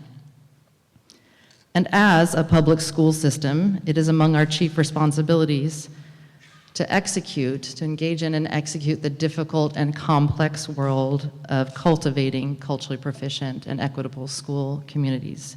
It's why we name it explicitly as a chief priority of our district and in our strategic plans. I'm going to talk to you a little bit about the substance of the matter before you, and that is the agreement between the district and Just Communities has been amended per our own internal processes and in accordance with the board's recommendations and input following the report that was made to the board at the meeting on September 11th. Specifically, it's been converted from 3 separate memorandums of understanding into one comprehensive contract for services. An evaluation component has been incorporated, and minor adjustments have been made to Appendix A, which details the programming, most notably the component that addresses the proposed services to support the culturally relevant curriculum development process. So again, as we seek to prepare students for a world that is yet to be created, we are seeking the board's approval of this contract with Just Communities to affirm the commitment of our unified district and hopefully increasingly a unified community in cultivating a future community that is more inclusive and equitable than the one we know today. And I'm available for any questions or comments you might have at this time. Board members, any comments? Ms. Parker? you. And first I want to thank all the members of the public. We got so many emails around this, and I want to apologize because I'm probably not the only one who's still catching up on responding to those emails. But please know that they have all been read, and that it was important to hear from everybody on both sides in this. I know it takes courage to come up to a podium and talk, and so thank you for those members of the public who spoke on both sides of this issue. It has been a mission of the Santa Barbara School Board, at least since the time I started 12 years ago, to close the achievement gap, to build equity and access in all of our school programs, and to build inclusive schools. And Just Communities has been a huge part of that progress over the past 12 years, almost 12 years that I've been on the board together with them. And it's interesting to see it's unusual for us to have this quantity of people across very different backgrounds, parents, teachers, students, to come speak on something that's essentially a program that's outside the school district. But it does speak to the fact that we have made this a variety of programs that are accessible to many different bodies in the community. And so I appreciate everybody that's out here to speak both for and against this issue. It does feel particularly appropriate to me to be talking about this tonight here at La Cumbre Junior High, because I attended IEE in the summer of 2014 with the cohort from La Cumbre led by Joanne Keynes. And it was very hard, and it was life-changing, and it was also very positive and very unifying. It made me a much better school board member, and I think that previous school board members who have been through this process would say the same thing. I want to speak at this point particularly to contracts. So I want to thank staff because we asked you to step up really fast and work hard on something that I know that was hard to put together quickly. I do think that the contract is much improved. And I don't think I have a question for you, Ms. Carey, but I think I do for our district lawyer, Joe Shoulder. If he could come and briefly speak on the issue, the question of the legality of the contract, I would appreciate that. Thank you. Certainly. We've received several letters, very long letters, that have laid out a substantial number of claims claiming the contract is not legal. And we've heard some of them again. The fact of the matter is this: in both of the letters that we got, there's not one case do they cite which says that this program violates the law. So you've heard a number of statements about how the program discriminates, and they have cited us no cases at all in which a court has found that a school board that has adopted a curriculum has violated the law.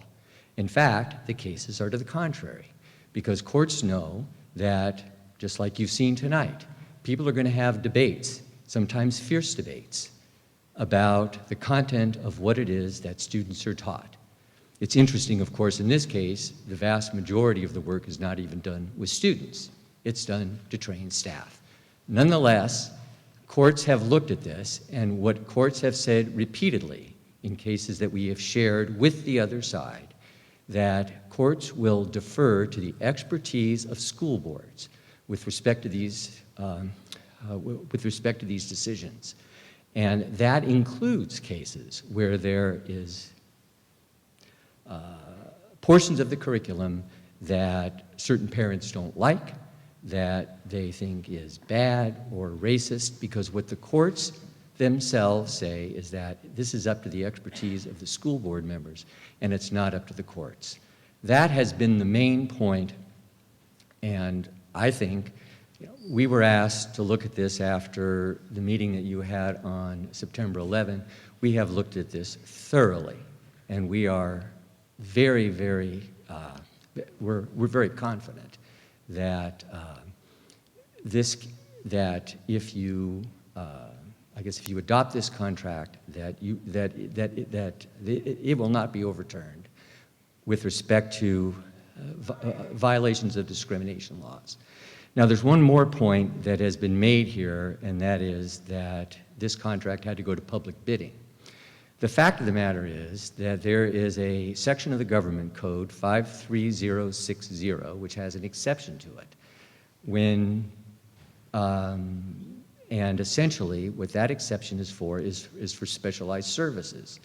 And so, for example, when you hire a lawyer like me, you don't have to bid those contracts out. And the reason is because the provision of lawyering services is specialized. Similarly, in this case, we have a situation where there are not people at the school district who do this kind of work. And therefore, we have concluded, based upon that this contract does not have to be bid. Those were the 2 points that we heard, and they are the main points that we have read about. And so if you have any further questions, I'm certainly happy to answer them.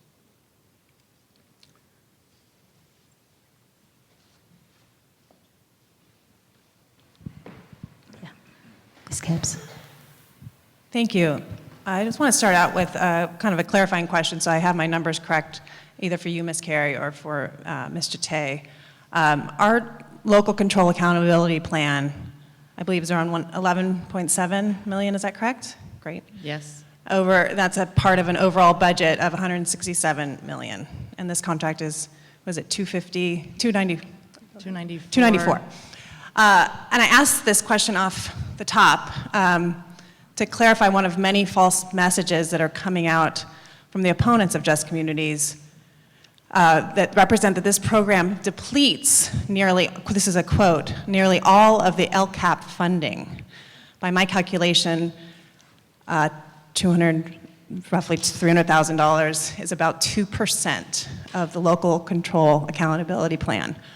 And I say that in part to clarify, not at all to minimize this program, because clearly it's extremely important, but to put it in some perspective, and also to state for the public, because again, we don't often get this many people at our meetings, that this is just one piece of a huge comprehensive plan to improve student outcomes, especially for, and trying to improve the achievement gap. Just one piece. And we're having this discussion not because of this threat of legal action, but because the school board was doing its job by providing oversight on a routine MOU that had been renewed in the past. My colleague Wendy Sims-Moten a few meetings ago pulled it off the consent agenda, an action I was just about to do myself because I believed that this sensitive topic deserves some transparency, and I'm glad we're having that. The following meeting, the board had a chance to discuss it, and we raised flags. I raised flags about a lack of scope, mention evaluation, length of time, etc., all about the governance of it. These were all about rules of engagement, but not about the merits of implicit bias training. I've reviewed the contract. I appreciate the staff work. All of my concerns about the then MOU, now contract, have been put aside, and I want to echo Ms. Parker and thank the district staff for rectifying the situation and providing a sound, transparent, and clear contractual agreement. I'm especially pleased that there will be an evaluation of the program this year. I was also happy to learn that there was a very professional evaluation done 5 years ago in 2013 by an outside professionals, one of whom I know by reputation, Rubai Estes, a well-known data analysis who is now at the Santa Barbara Foundation. I reviewed the 33-some pages of this evaluation as I was getting flooded with these wonderful emails from the public. And so the analytic findings, even though they were 5 years ago, very much underscored the anecdotal experiences of so many people in this community. I just want to go over, and they speak to the achievement gap gains that have been made since Just Communities has been in place. But I want to speak to, just briefly, their 6 main findings, because again, they underscore all that we've heard tonight and what we've heard over the last few weeks. The first is introspection. Just Communities offers an opportunity for introspection that allows educators to analyze and change their attitudes and practice. This came across so many times, most poignantly, I believe, last meeting we had, by a teacher of color who spoke to us and confessed that until she had done this program, she realized she had not been pushing her students of color hard enough.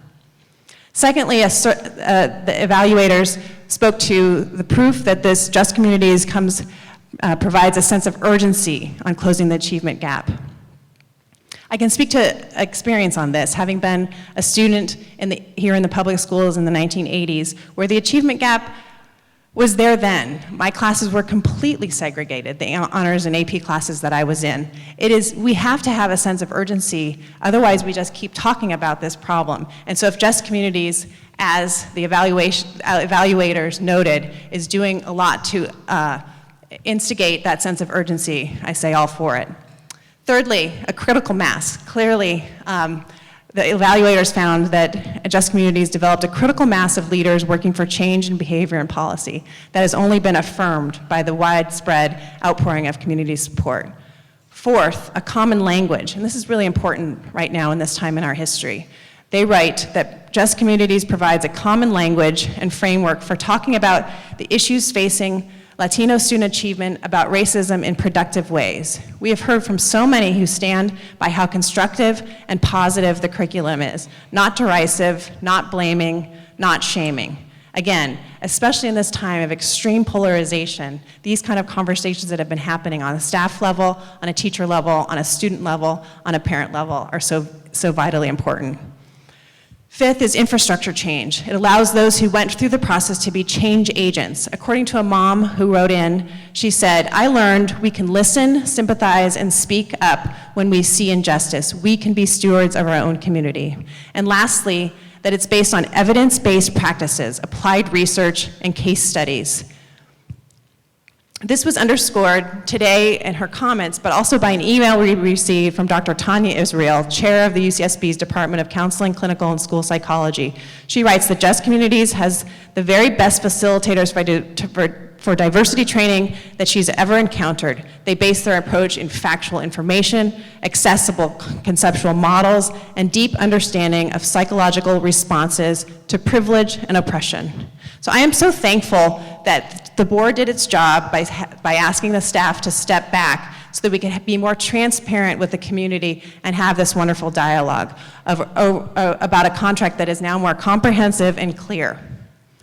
I believe so much in implicit bias training, and that we have an obligation to our students to provide them with the tools to combat bias and develop critical analysis of various social conditions that are inherent in our culture. It makes me proud of our community that this program is in place, that this conversation is happening here tonight, and I look forward to moving forward. Thank you.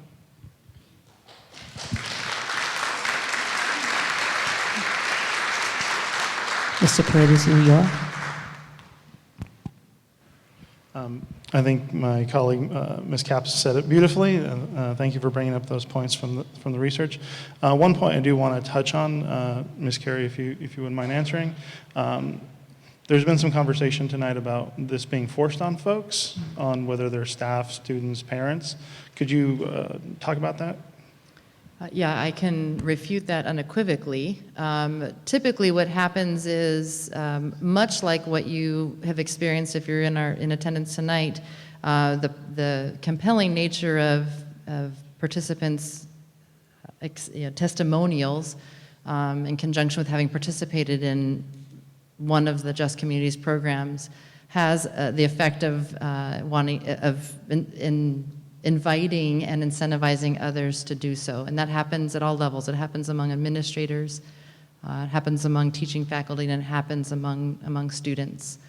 So that's the main way that critical mass, to cite something that Ms. Capps mentioned earlier, has been building over the years, is that as people participate in programming, it starts to diffuse, and the really powerful part of that is that the common constructs and vocabulary really do start to achieve critical mass. And as we have heard tonight, a lot of the analytical information and the contractual information, I also do want to, first before I go on, is also thank the staff for turning this around so quickly, to make it from an MOU to a contract, because I know that's not easy work, and to get asked to do it on drop of a dime can be kind of hard and frustrating. So thanks to the staff. I do want to talk just briefly about, just anecdotally, my experience with Just Communities as a board member. Seeing the students talking in class, seeing the PIDA programs, even being a host, I guess it was the anfitrión is the Spanish word for Just Communities about a year or more before I joined the board. Again, just anecdotally, what I've seen through these programs is what I want to see through all of our programs, whether it's Just Communities facilitating or not, is that parents and students feel empowered, that our teachers feel empowered, that they feel that they have a voice. My philosophy is that no one can take away your power, no one can give you power, only you can give it away. And so being able to teach our students to be able to gain that power back, to realize that power so they can advocate for themselves, so their parents can advocate for themselves. A lot of research that I've done in grad school and outside of grad school says that parent engagement is one of the biggest determining factors for success for students. And from what I've seen, and again, what I want for our district is to continue those conversations. It's not a one-sided deal. It's not the students doing it by themselves. It's not the parents doing it by themselves. It's not our staff and faculty do it by themselves, but it's in a collaboration.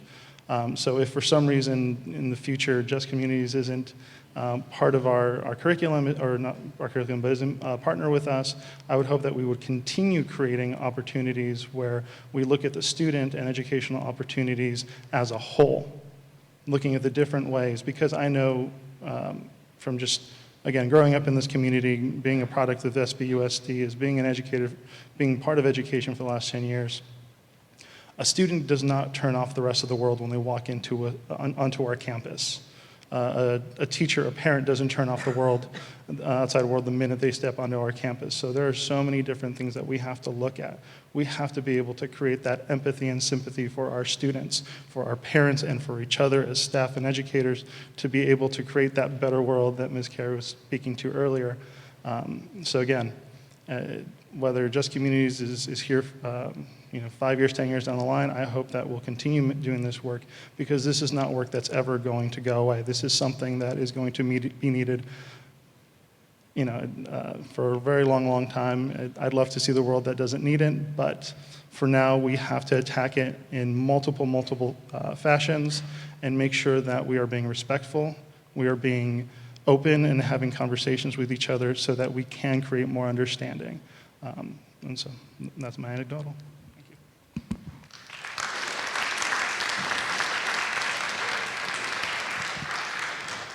Thank you, board members, for all of the comments, and I certainly echo each and every one of them. I just have one question, Ms. Carey.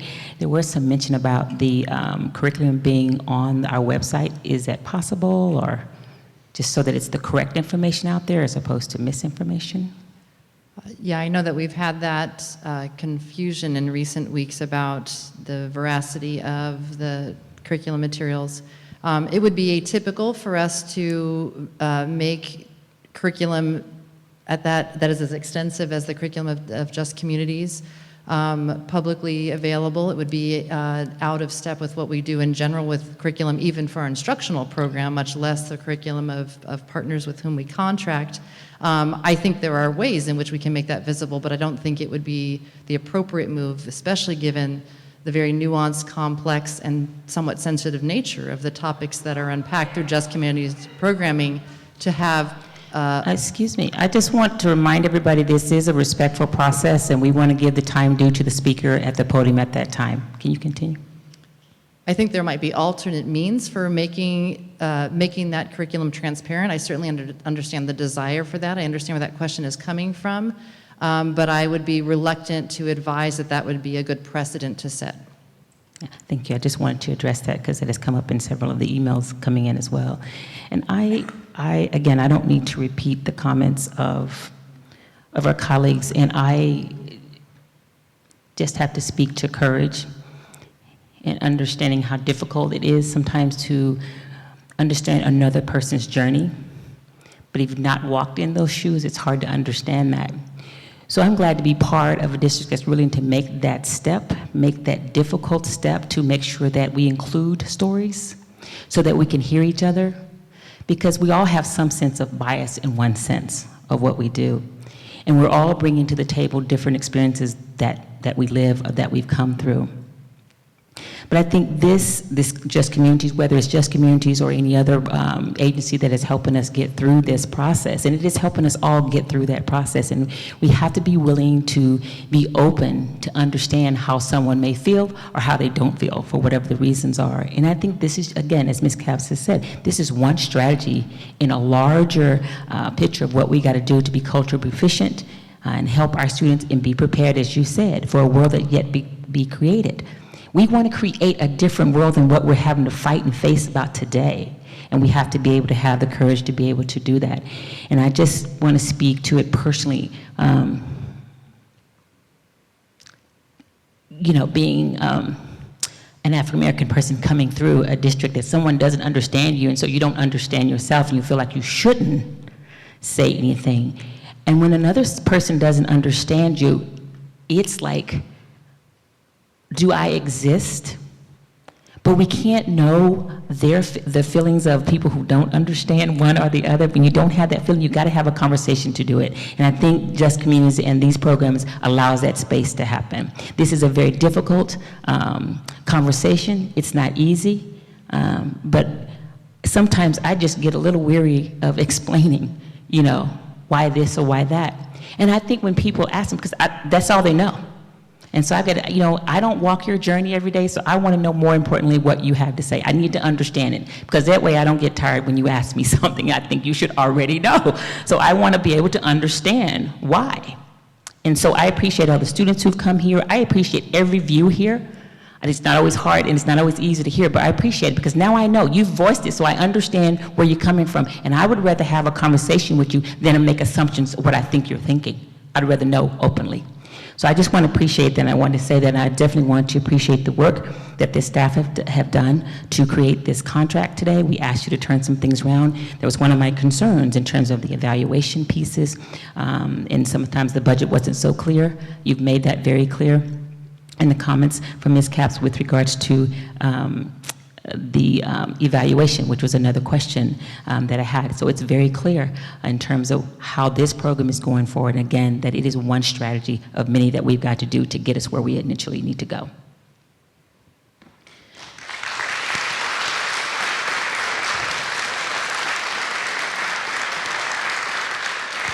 Additional comments? So I move to approve the contract with Just Communities Central Coast. Do I have a second? Second. All in favor? Aye. Aye. Motion passes.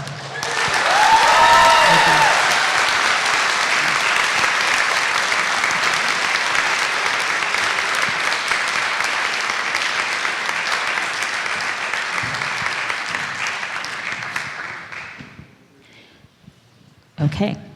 So the next item on the agenda is approval of the 2018-19 grant agreement between the J.S. Bauer Foundation and Santa Barbara Unified District for early education and support program towards school readiness. Dr. Ramirez and Ms. Robertsons. Hi, good evening, board. And once again, it's a pleasure to be here in front of you. We would like to put forward to you, we're seeking approval for a grant agreement between Santa Barbara Unified School District and the J.S. Bauer Foundation to support early education initiatives, including programming. Just to give you a bit of background, and you have it in your background material, I first and foremost would like to just express our gratitude to the J.S. Bauer Foundation for having been such a tremendous source of support and support of just not only in terms of their financial contributions, but their ability to really help partner with us and enter into a space in the 0 to 5 particularly, where we know that so much important work, development, really begins for our children and for families, in fact. So what you have here is a grant agreement, and it delineates 3 specific areas in which the J.S. Bauer Foundation will support us and continue their support, primarily in the, first and foremost, in the social emotional area. I'd like to just add that that is has in many ways proven to be a proof point upon which the partnership with CALM for socio-emotional learning in our elementary schools was originated and served to validate that partnership even before we entered into it formally this year. Also, additional support through the Kindergarten Readiness Network. That is a coalition of public and private partners in the community with our own preschool programs and leadership to be able to come to a collective impact and an understanding of our practices in support of our students in our preschools.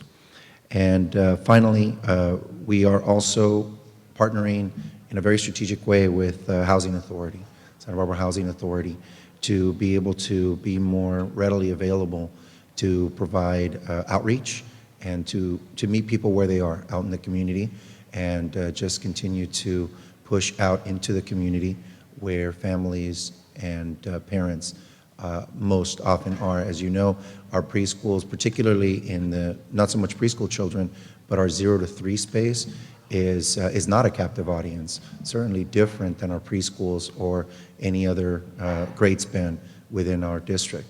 So once again, very grateful to the J.S. Bauer Foundation, to Santa Barbara Ed Foundation, who has supported us in that, and I'm here to answer any questions that the board may have. Questions? Ms. Parker? I need to learn Mr. Paredes Ulloa's technique. I was watching you. I wanted to say thank you also to the J.S. Bauer Foundation, and to point out that this is absolutely part of a network of supports that we have in place. And I know that Ms. Sims-Moten is probably going to want to speak to this particular item. But I did have one quick question, and that is, it talks about the final report. Are there any other parameters around the final report besides what's listed here? And is it Ms. Robertson that would be writing that, or would it be you, Dr. Ramirez? It would be, there aren't any additional, thank you for the question, Ms. Parker. There aren't any additional components. We've been, this agreement is one that has very carefully been written over the years and evolved as additional information has been requested or been made available. These are the only parameters that I'm aware of. And as far as the authoring of the report, it will be primarily Ms. Robertson. That'll be something that we will partner with, and you will see one of the commitments that I'll bring the board back to from Mr. Matsuoka when the conversation emerged about an LCAP as a foundational piece to an interim strategic plan. Was one of those pillars is early childhood. And so you will see reference to certain components of this, both in LCAP and in an emerging interim strategic plan. So just to answer your question directly, the authoring will be most likely led by Ms. Robertson, who knows the program most intimately, but it will be, certainly we will be there to support.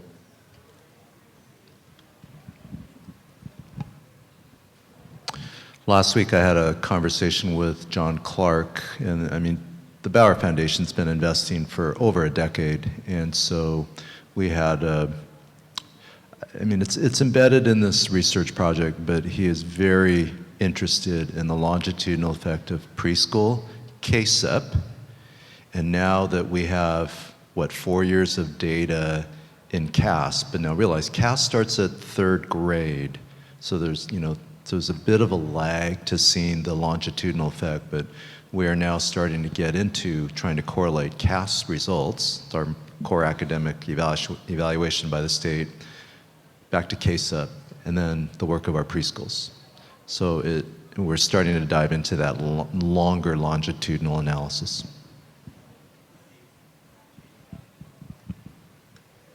Yeah, Mr. Paredes Ulloa. I want to thank you for working on that tonight. I'm working on it. First, yes, I'd like to also thank John Clark and the Bauer Foundation for their generosity with working with our district. And also, I love the scope of this. I really appreciate the fact that we're working with Housing Authority. I think that's a really important population that we need to be working with. That, at least in my experience as a professional educator in the district, or working in education in the district for the last 10 years, has been hit or miss when it comes to outreach and services provided. Sometimes it's good, sometimes it's bad, sometimes it's meh. So I appreciate the fact that we're working with the Bauer Foundation to continue this and really strengthen this up.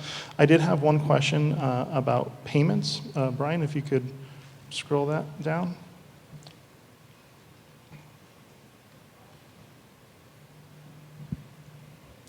So I know that keep going. It's like almost last page. I think it's the next page down. There it is, right page. I know that the total of the contract's 196. I was just curious about the 107 is the first payment, I'm assuming, and then they mentioned an additional payment will be made in 2019. Is that in addition to the 196, or is that part of the 196? I just wanted to clarify.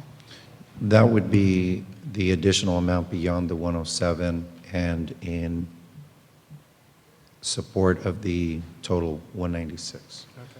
I was a little hopeful that maybe the Bauer Foundation was willing to put in a little extra if there was enough need. So dashed my hopes, Dr. Ramirez. Well, what I can say is that John Clark has consistently been one of our strongest advocates out in the community, much as the board has recognized. We all recognize that as well.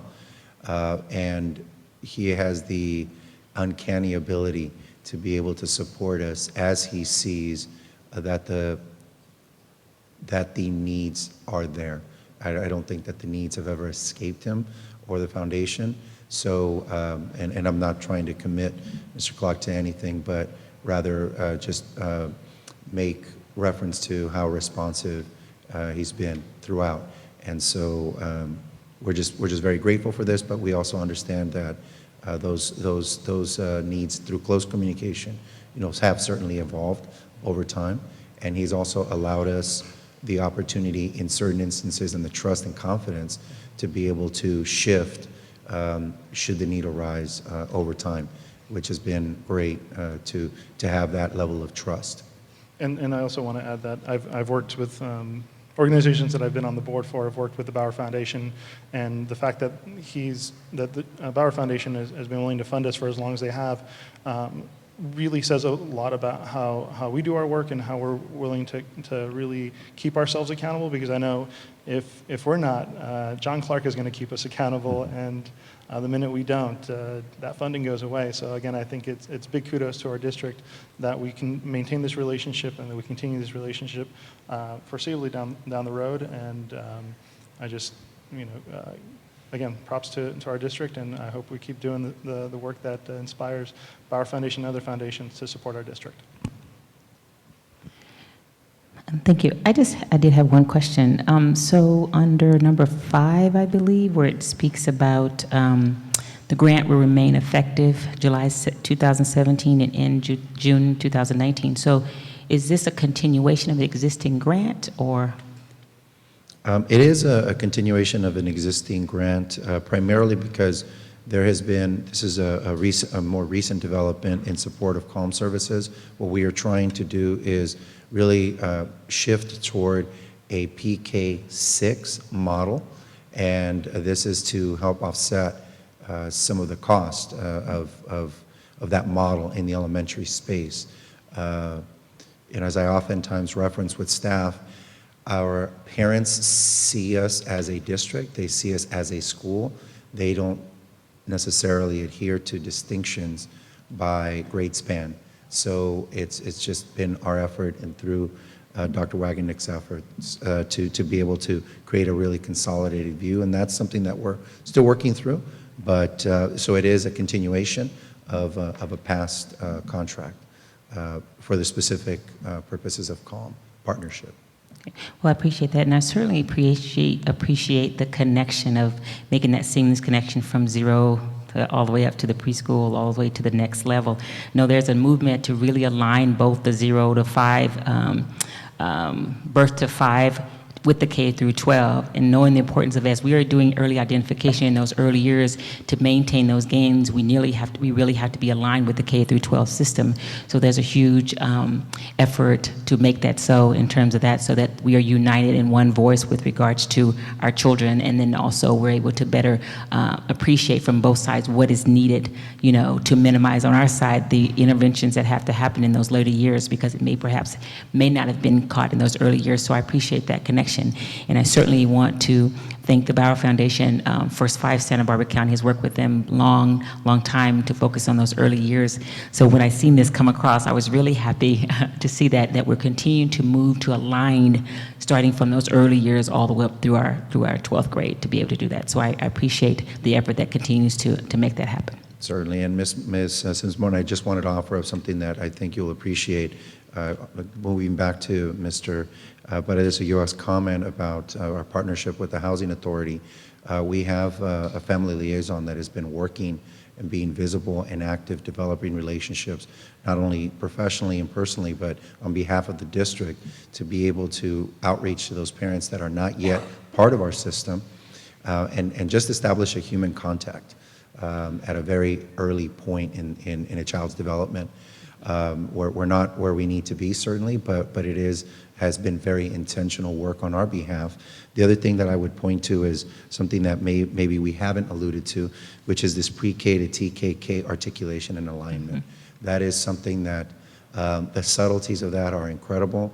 That work, I see it the most visibly at Harding, where those classrooms are literally next door to one another, and those age groups are so closely aligned to 3 to 5, 3 to 6 space. Although every year is a significant portion of a child's entire lifespan at that time.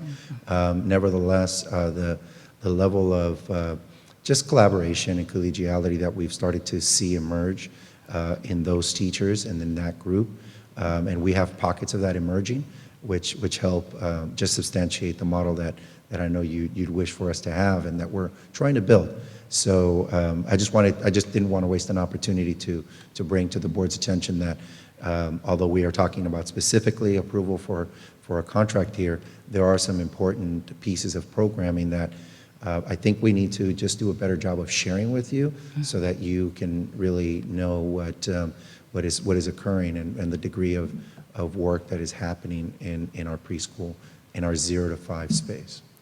I appreciate that. I remember back about 20 years ago when First Five first came about, we used to have a relationship where we would fund for a time for the kindergartners to meet with preschoolers to make sure that when the kids are coming to kindergarten, how much more ready they could be with having that articulation. So I just want to let you know, this is good to see.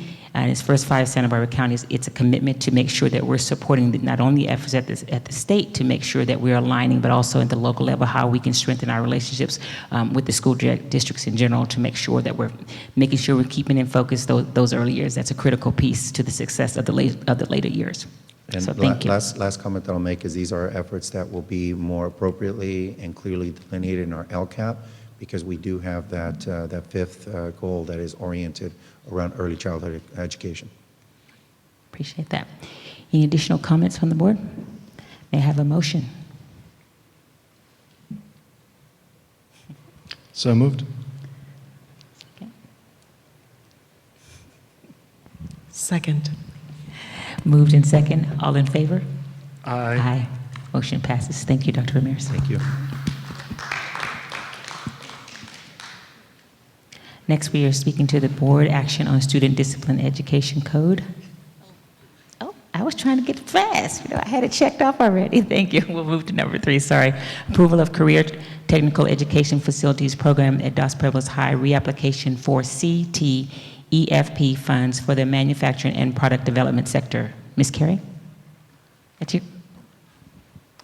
I'll present this topic.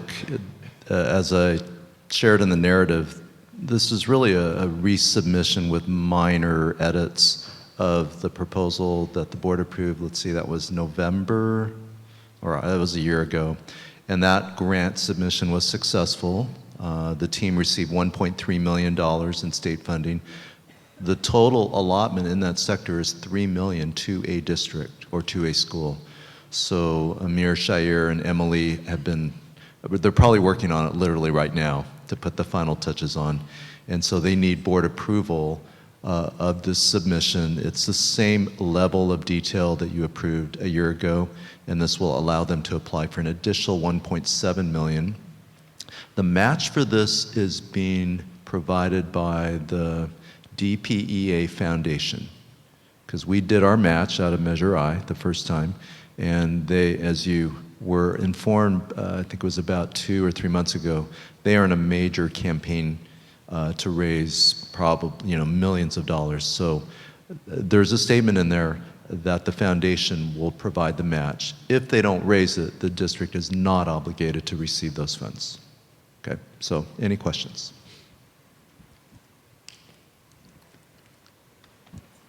Yeah, thank you. These are big numbers, and I just was hoping, and I waded through the grant proposal, but if you could speak to just the life skills that this will allow our students to achieve. I think it's just, this is a California Department of Education grant, and it's extremely wonky. I found myself having to look up acronyms, and so I think if you could just step us back a little bit to describe the vision here behind the wonkiness. I would love to. So I think every board member has seen DPEA either walk through the building or at least been there for the open houses in the May event. What students produce there is extraordinary. What's missing is, so they do all the engineering, the design in the current facility. What is lacking, you could call it a manufacturing floor. So it's product development. So really you could think of, so you've got the back-end design team. What they need is a space to start producing these products. And what they want to do is make it a showcase where people can learn about the projects as they're being built. So you can think of it as an extension of DPEA, but it'll be a large space where now they'll have room to build out their projects, and really they want to invite the world to see what it's like to build out projects. So it's really, it's like the manufacturing plant of an R&D space. That's a good way to think of it. And that is a new pathway. I think it's one of the 14 pathways. In my mind, I don't think a lot of schools and districts think about product design and manufacturing, because that just takes a lot of infrastructure.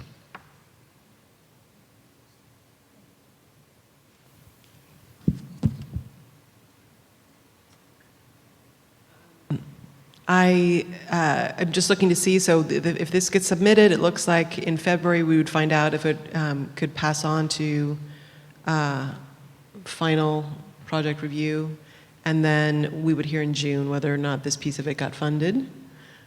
Is that correct? It looks like June of 2019. Let's see, I think preliminary news is February about whether they met the criteria, and then the funding question will follow. Yes, sounds like June. Yeah. All right.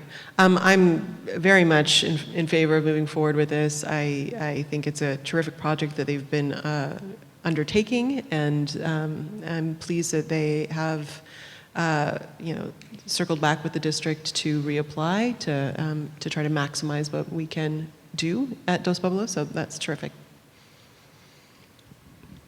And I'll go ahead and move approval of the Career Technical Education Facilities Program at Dos Pueblos High School, reapplication for CTEFP funds for the manufacturing and product development sector.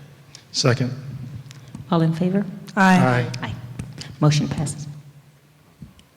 Let me add a comment. The board will receive a draft of the MOU between the district and the DPEA Foundation.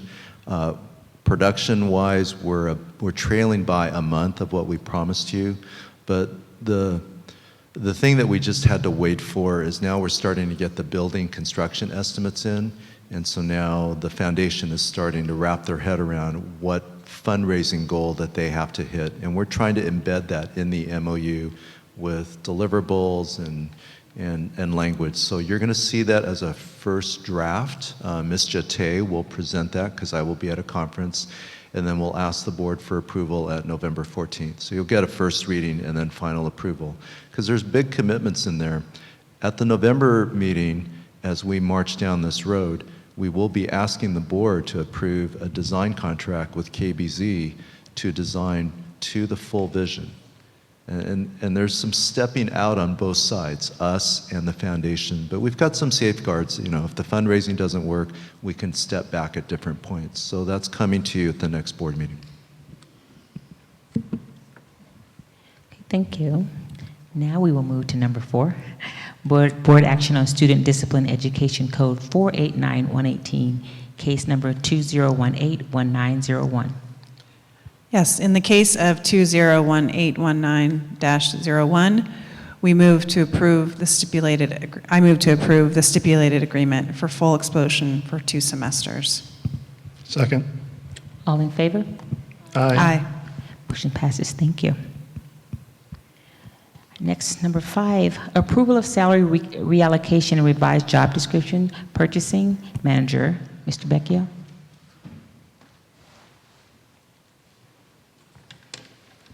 Thank you, Ms. Sims-Moten, members of the board.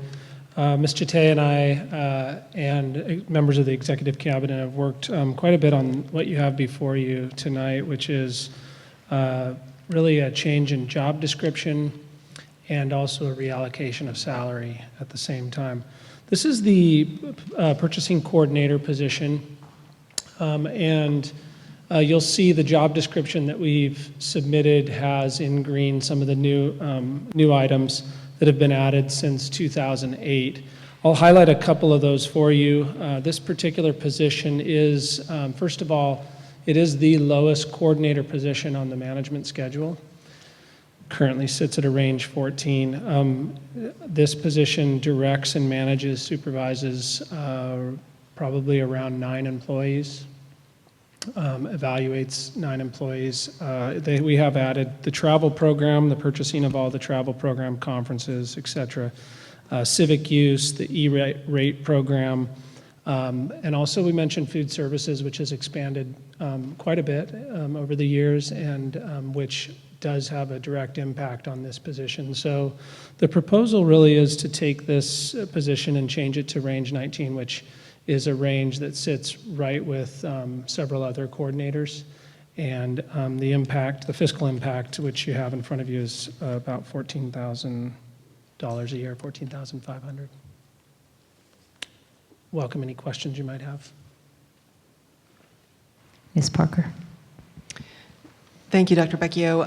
I just wanted to touch base on where this fits in terms of other school districts. I'm assuming that there are purchasing managers that you've correlated salaries with. If you could just speak a little bit about that. Yeah, we did.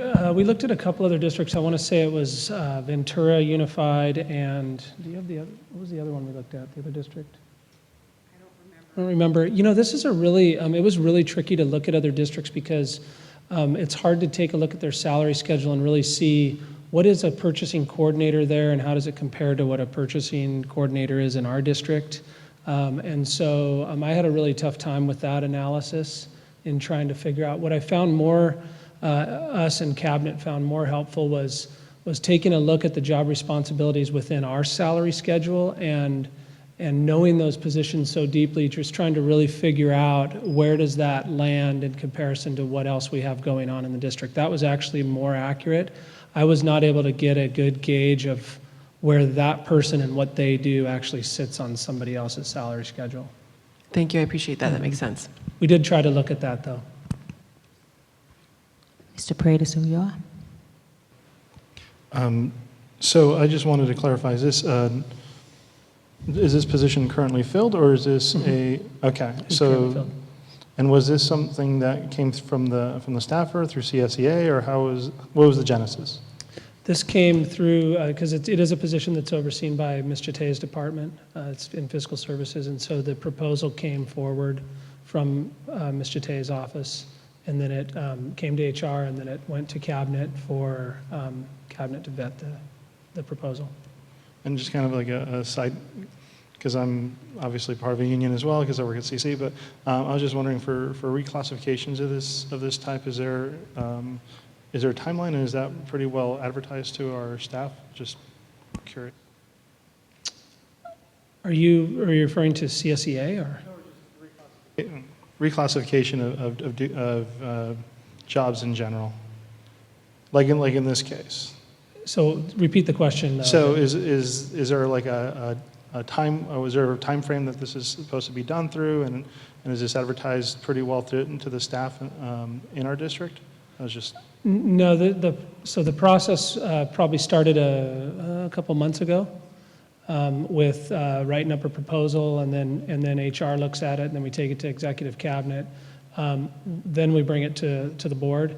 After that, what we'll do is go ahead and whatever your decision is, we'll go ahead and implement that decision. Staff would be notified. Did I answer your question? Yeah. Ms. Parker? That raises another question for me. Purchasing coordinator, is that a CSEA position? It's a classified management position. Classified management, okay. So that was my question. So it's not in CSEA and it's not changing it. Okay, No. thank you. Any additional comments or questions? May I have a motion?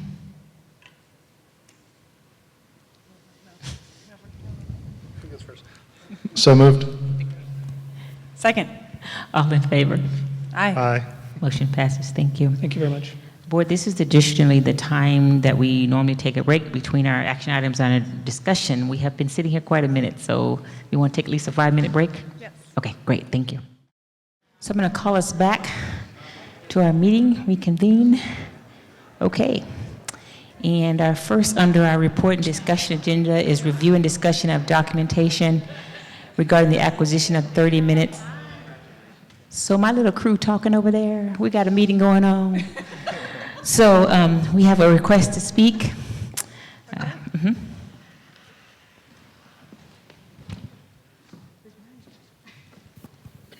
Okay, Dr. Lanny Ebenstein is our one and only speaker. Okay. Thank you. Members of the board, Dr. Matsuoka, I want to congratulate the board and Dr. Matsuoka for bringing the district to this point.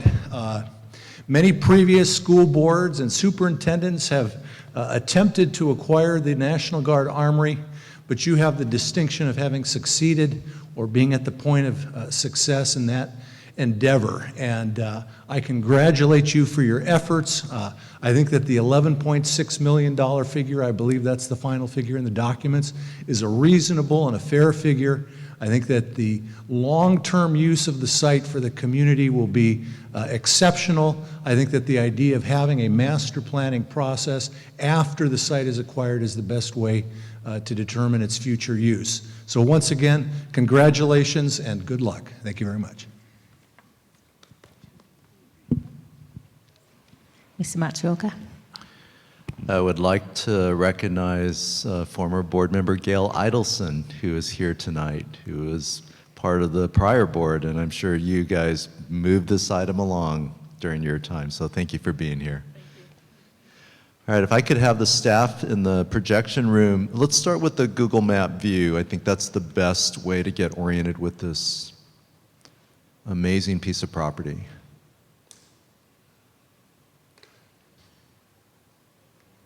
So while they're loading it up, a picture will be worth, 11.6 million words. And if we could turn it to a satellite view so we can see the actual space. All right, what is so significant about this property is, if you zoom in a little bit, there you go. All right, the National Guard Armory, it's bordered by 4 streets: De La Guerra, Quarantina, Cannon Perdido, Nopal. It is a full city block. I mean, that's in Santa Barbara. I bet there's not a single piece of property that you could buy that's a full city block anymore. Maybe someday El Paseo, but just to realize that we are on the verge of purchasing 4.7 acres. And now if you will zoom back out, we will own contiguous property from Coda Street, Santa Barbara Junior High, all the way up to Anapamu. The fact that this sits between 2 of our secondary schools on the east side is just tremendous. I mean, to be able to tie that all together is it's really an opportunity of a lifetime for this community. We have many ideas. The community has spoken about them in the past. You know, we look forward to a community-wide conversation about the use of this property. But to realize this it's really been a 25-year conversation for Santa Barbara. And we get to be part of closing the deal. I mean, we're just the last people to finish it off. So now if we could go to the slide deck, and then we'll just go through some important info. All right, as the slide deck comes up, so this has been a process in motion for decades. And I would say a key piece of legislation that really got this moving was Assembly Bill 2247, sponsored by then Assembly member Doss Williams. And that gave us the rights to purchase this, either us or the city. The city deferred to us, and so we have been in pursuit of this property. We also want to recognize the very important support of Monique Lamone and her office. I mean, she brokered the meetings in Sacramento. Her staff was directly involved. The due diligence for us on the price was important. And I mean, we sat in her little office in Sacramento and had DGS and the military there. Everybody was at the table. And just know, community, that Monique represented you well. She facilitated the process. We had the second meeting in Santa Barbara where their appraisers literally saw the building. We held the meeting at the Armory so they could see it. With all of that, the final price stayed at $11.6 million. We believe it's a fair price. Sure, we'd like it for less, but you know, this property is going to become more valuable over time. And so for us to have the opportunity in today's dollars to purchase it is an opportunity of a couple generations. And then in the next slide, we do acknowledge that there are some existing conditions that we will have to address in the future. The buildings are old, and so we'll have to address structural issues. We have learned that there's soil liquefaction in that area, as we've learned with the Santa Barbara Junior High project. It's solvable. It's just you have to put foundations down to the bedrock. The lead dust, because it was an armory, there's lead. The military has taken 2 passes at it. We will still have to do another final pass on the lead. It's contained. It's mostly underground. There was that underground shooting range. And then there are historical landmark designations on the building. And so we'll have to work with those agencies that have expressed desires about landmark designations. But we have withheld from doing any developmental design conversations because we need to own the building. We need to have the keys to the gate so that we can start thinking through the process. And we'll have lots of stakeholder involvement, certainly the east side, but we really need to involve our entire district. We know that Santa Barbara City College is very interested in a possible partnership. And I would like to extend a conversation out to CSU Channel Island. I hear there's some really good leadership out there, and they're the closest CSU to us. And so it's great to have UCSB right in our backyard, but I think a lot of our students matriculate from City College to Channel Island. And so I think there's lots of opportunities for partnerships. Next slide, please. So why? Why should we do this? Well, it's been a desire of the community for 25 years. It's a commitment that the prior board made when they voted to put Measure I on the ballot, expressly line item the purchase and use of the armory. Our state legislators, Doss and Monique, have been just actively involved in supporting us, and this would just be a show of appreciation and respect for their efforts. Land in Santa Barbara is always going to become more valuable. I mean, that's just a given, and land in Santa Barbara is scarce. And I think here's probably the most important thing. We will control the future destiny of that important piece of property. If it went to the open market, who knows who would buy it? And who knows what the use would be? It could be commercial, it could be residential. This way we will ensure that it will stay in the public agency's hands as we develop that for community use. I think that's probably one of the most compelling arguments of why we should buy it. So I think that's the last slide. Oh, so in this packet for the board's review are the 4 documents that you will be approving at the next board meeting. And we do need a final decision on October 23rd because the state has set a deadline of October 31st to close the deal. So there's all of the documents. I gave you a quick overview of CEQA. What is an MND? And you go to that, I think it was the top of page 9. The magic words you are looking for is, this does not require a full environmental impact report. So DUDEC has issued a statement that we can declare effectively that there are no large-scale impacts on the neighborhood. So that's a really important step for us as a district. So there you go. Questions or comments from our school board? Yes. Mr. Paredes Ulloa.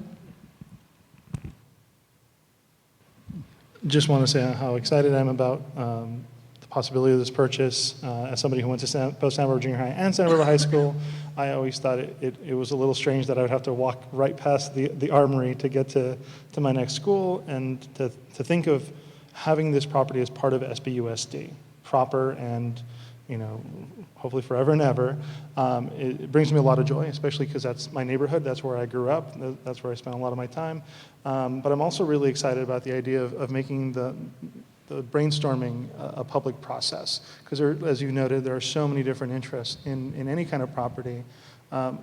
My one wish is, regardless of what we use it for, whether it's a nature-based learning, whether it's a sports field, whatever it is that it really does add value, it really does enrich the educational experiences of our students and adds value to the things that we already do and gives us more opportunities. We are so lucky to live in Santa Barbara, where we have partners like the Bauer Foundation, we have Raytheon, we have all these different orgs up and down Santa Barbara and Goleta that, or across the entire county even, that I think it really opens up the opportunities for creating new ideas, creating new processes, or just new resources for our students. So again, I'm really excited, and I'm hoping, I know it's not going to be a short turnaround before we put something on there. There's going to be a lot of work to do, and I commend Mr. Matsuoka, the staff, and future boards who are going to have to work on that, because it is going to take some time. But I think a really big step, as Dr. Ebenstein said, is getting that purchase in the first place and going from there, and again, of course, including the public with that.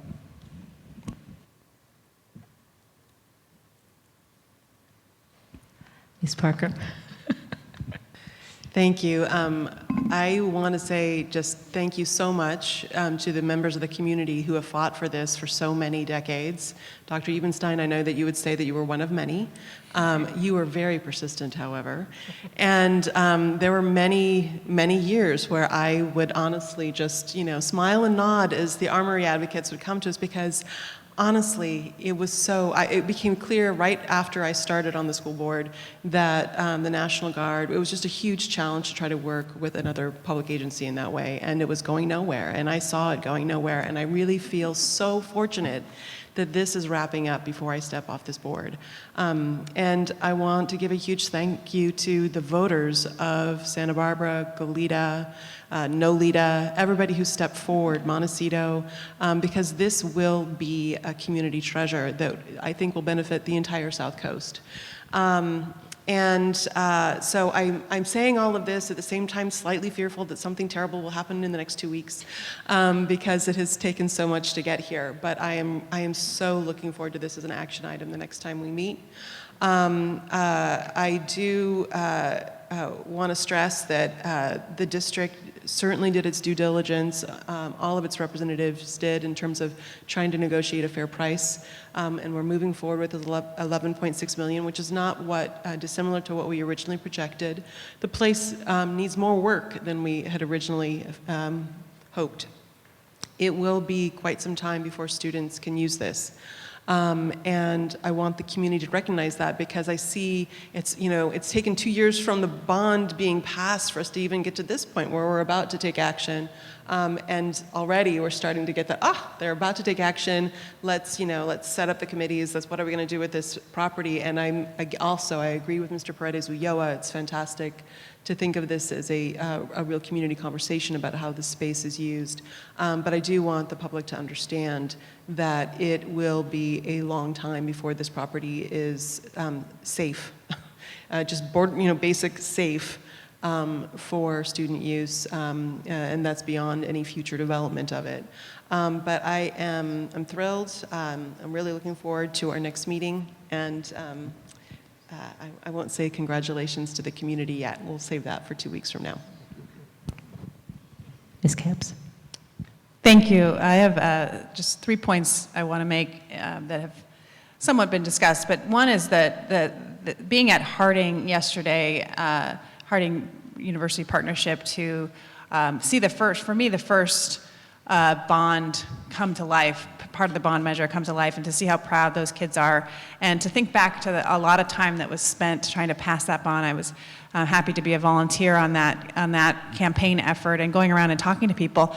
And really, when it would come up, the Armory was part of this bond package. That's really a connection point for the public. And so I just want to remind that we owe the voters the due diligence that has gone on here to make this possible. And we're moving forward with the hope that it will be possible, because again, that is really a sacred vow, I think, that you make as people who are in this position to say yes or no to taxpayer funding, especially when it's coming from a bond where people actually checked a box and said, yes, this is something that we want for this community. The second part is about the community. I just had one parent anecdotally over the weekend said, oh, well, that's just another thing for Santa Barbara High, kind of along the lines of the Peabody Stadium. And I just, I think it's important to say that as a board member, I welcome the wonderful, robust conversation that will happen should this move forward, to really engage the community in what kind of community benefit this will be, not just for one neighborhood, not just for 2 schools, but rather for the entire South Coast, to really, I think, put us on the map as a national education corridor between Santa Barbara Junior High, this beautiful space, and Santa Barbara High School, but for the entire community and district. And lastly, I also view this as a down payment on the future. Having grown up here, you look at all of the beautiful places, and some of which are no longer there, and their developments and things like that. And you think, oh man, if we'd only just kept that beautiful house or that beautiful structure. A lot of places have been preserved because we have those kind of leaders here in our city council and our planning development, et cetera, that really do think and make tough decisions that aren't always the easy fiscal decision to make, but are really a down payment on the future of this beautiful community where we live. So I look forward, like Ms. Parker, to the next meeting. Thanks. The good thing about speaking last, all these wonderful things that have said help me. I just get to echo those comments. I certainly want to just add to what the other folks have said, simply thank you. And to be in a community that supports the education system, supports our school and our students, is a great place to be. And the opportunities that will present this purchase of this land in the future, what it's going to be, the opportunities that it's presenting to our students is just beyond, measure that we can look at now. So I want to also thank the future boards. The past boards have put the work in, and the future boards that will continue that work. So if there's no further comments or questions, we'll move to our last item in terms of under the discussion agenda. The first reading and discussion of 5 board policies, Series 6000 instruction. Ms. Carey and Dr. Ramirez. So good evening once again, board. Thank you. I'll go ahead and get us started. As you, just to continue down the path of getting updated versions of the board policies to you, we have a series of board policies in the 6000 series, largely impacting instruction. Both Ms. Carey and I are here to present them to you. I will make reference to the background material that was submitted for your consideration. I actually want to start with Board Policies 6161, Equipment, Books, and Materials, as well as 6162.52, High School Exit Exam.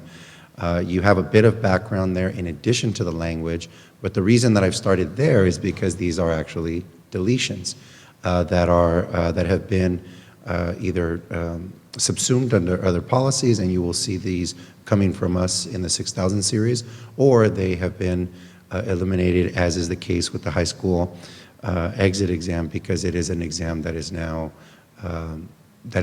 no longer operational. So that's just a bit of background on those two. As it pertains to Board Policy 6161, 6112, and 6117, all three of those pertain largely to the calendar or the school day, and you will see those articulated with improvements or changes in language highlighted as you've become familiar with in past patterns, with the green being the proposed language and the red being the strike through. So I don't know if it would be best to go in sequence, but I would certainly open it up to the board for discussion or any guidance of our time.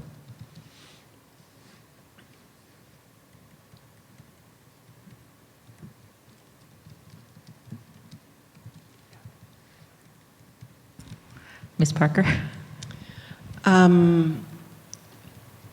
And I only have comments on one policy, and so I don't know if it's okay if I just jump to that one. Sure. And that is Board Policy 6117, and that's the year-round schedules. And I guess one question I had on that is this CSBA language that I'm looking at? Okay. I would recommend that we delete the opening paragraph. And that is not a belief of the governing board. And while at the same time I understand why we need to have this policy, there are times in the future where we might need a year-round schedule, but I would look at it probably around facilities impacts rather than it being for benefiting student learning. And since we've been moving away from year-round schedules, I would simply suggest that this start at before approving a year-round program in any district school. That would be my suggestion. My question is on the days, the change of the days, if that, again, is that a CSBA recommendation to move from 180 to 175? And I imagine that's just to give more flexibility, but we're not planning on moving to 175. So I'd rather just keep it at 180 unless we do decide, because I do hear from parents who think that the school year is too short as it is, and if it sort of signals that we're changing it to 175 when we're not. So how about we just change it to 175 if we ever do, if that would be okay.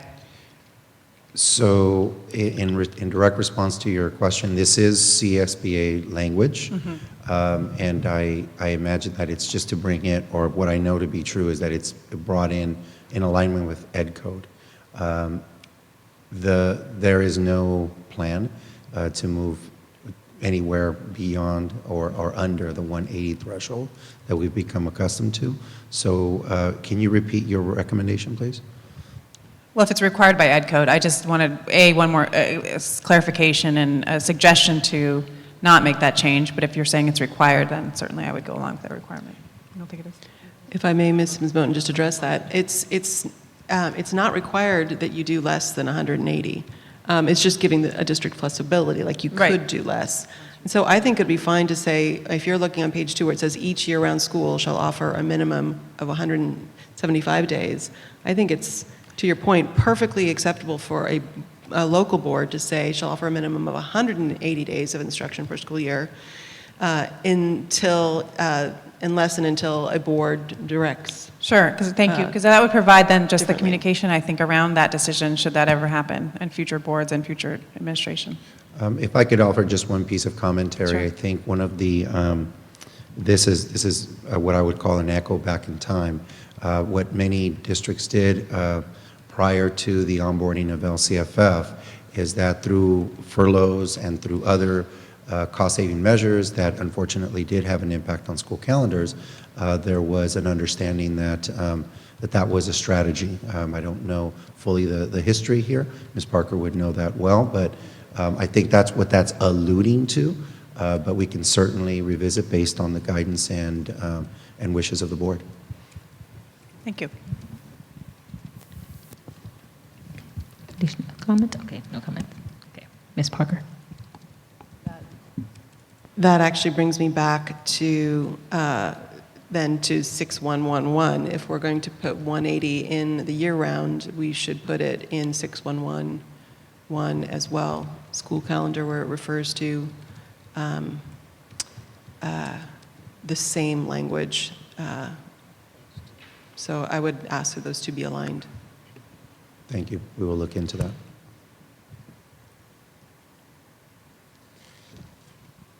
Additional comments on the remaining policies? Question? Yes, Ms. Parker. Long and farewell to the high school exit exam.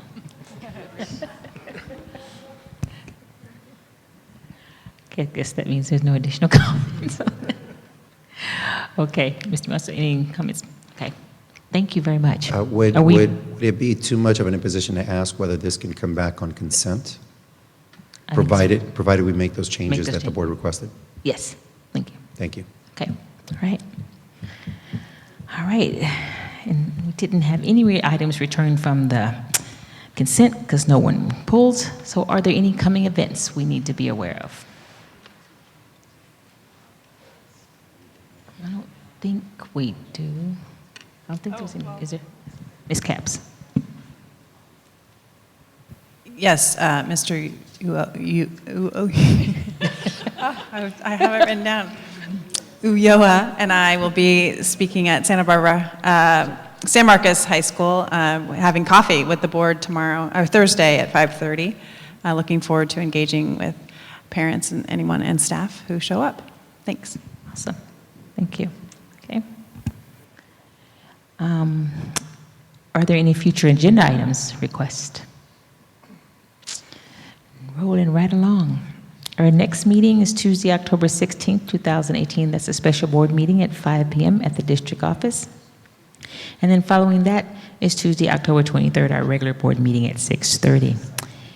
If there are no objections, I propose we adjourn this meeting and go home. So moved.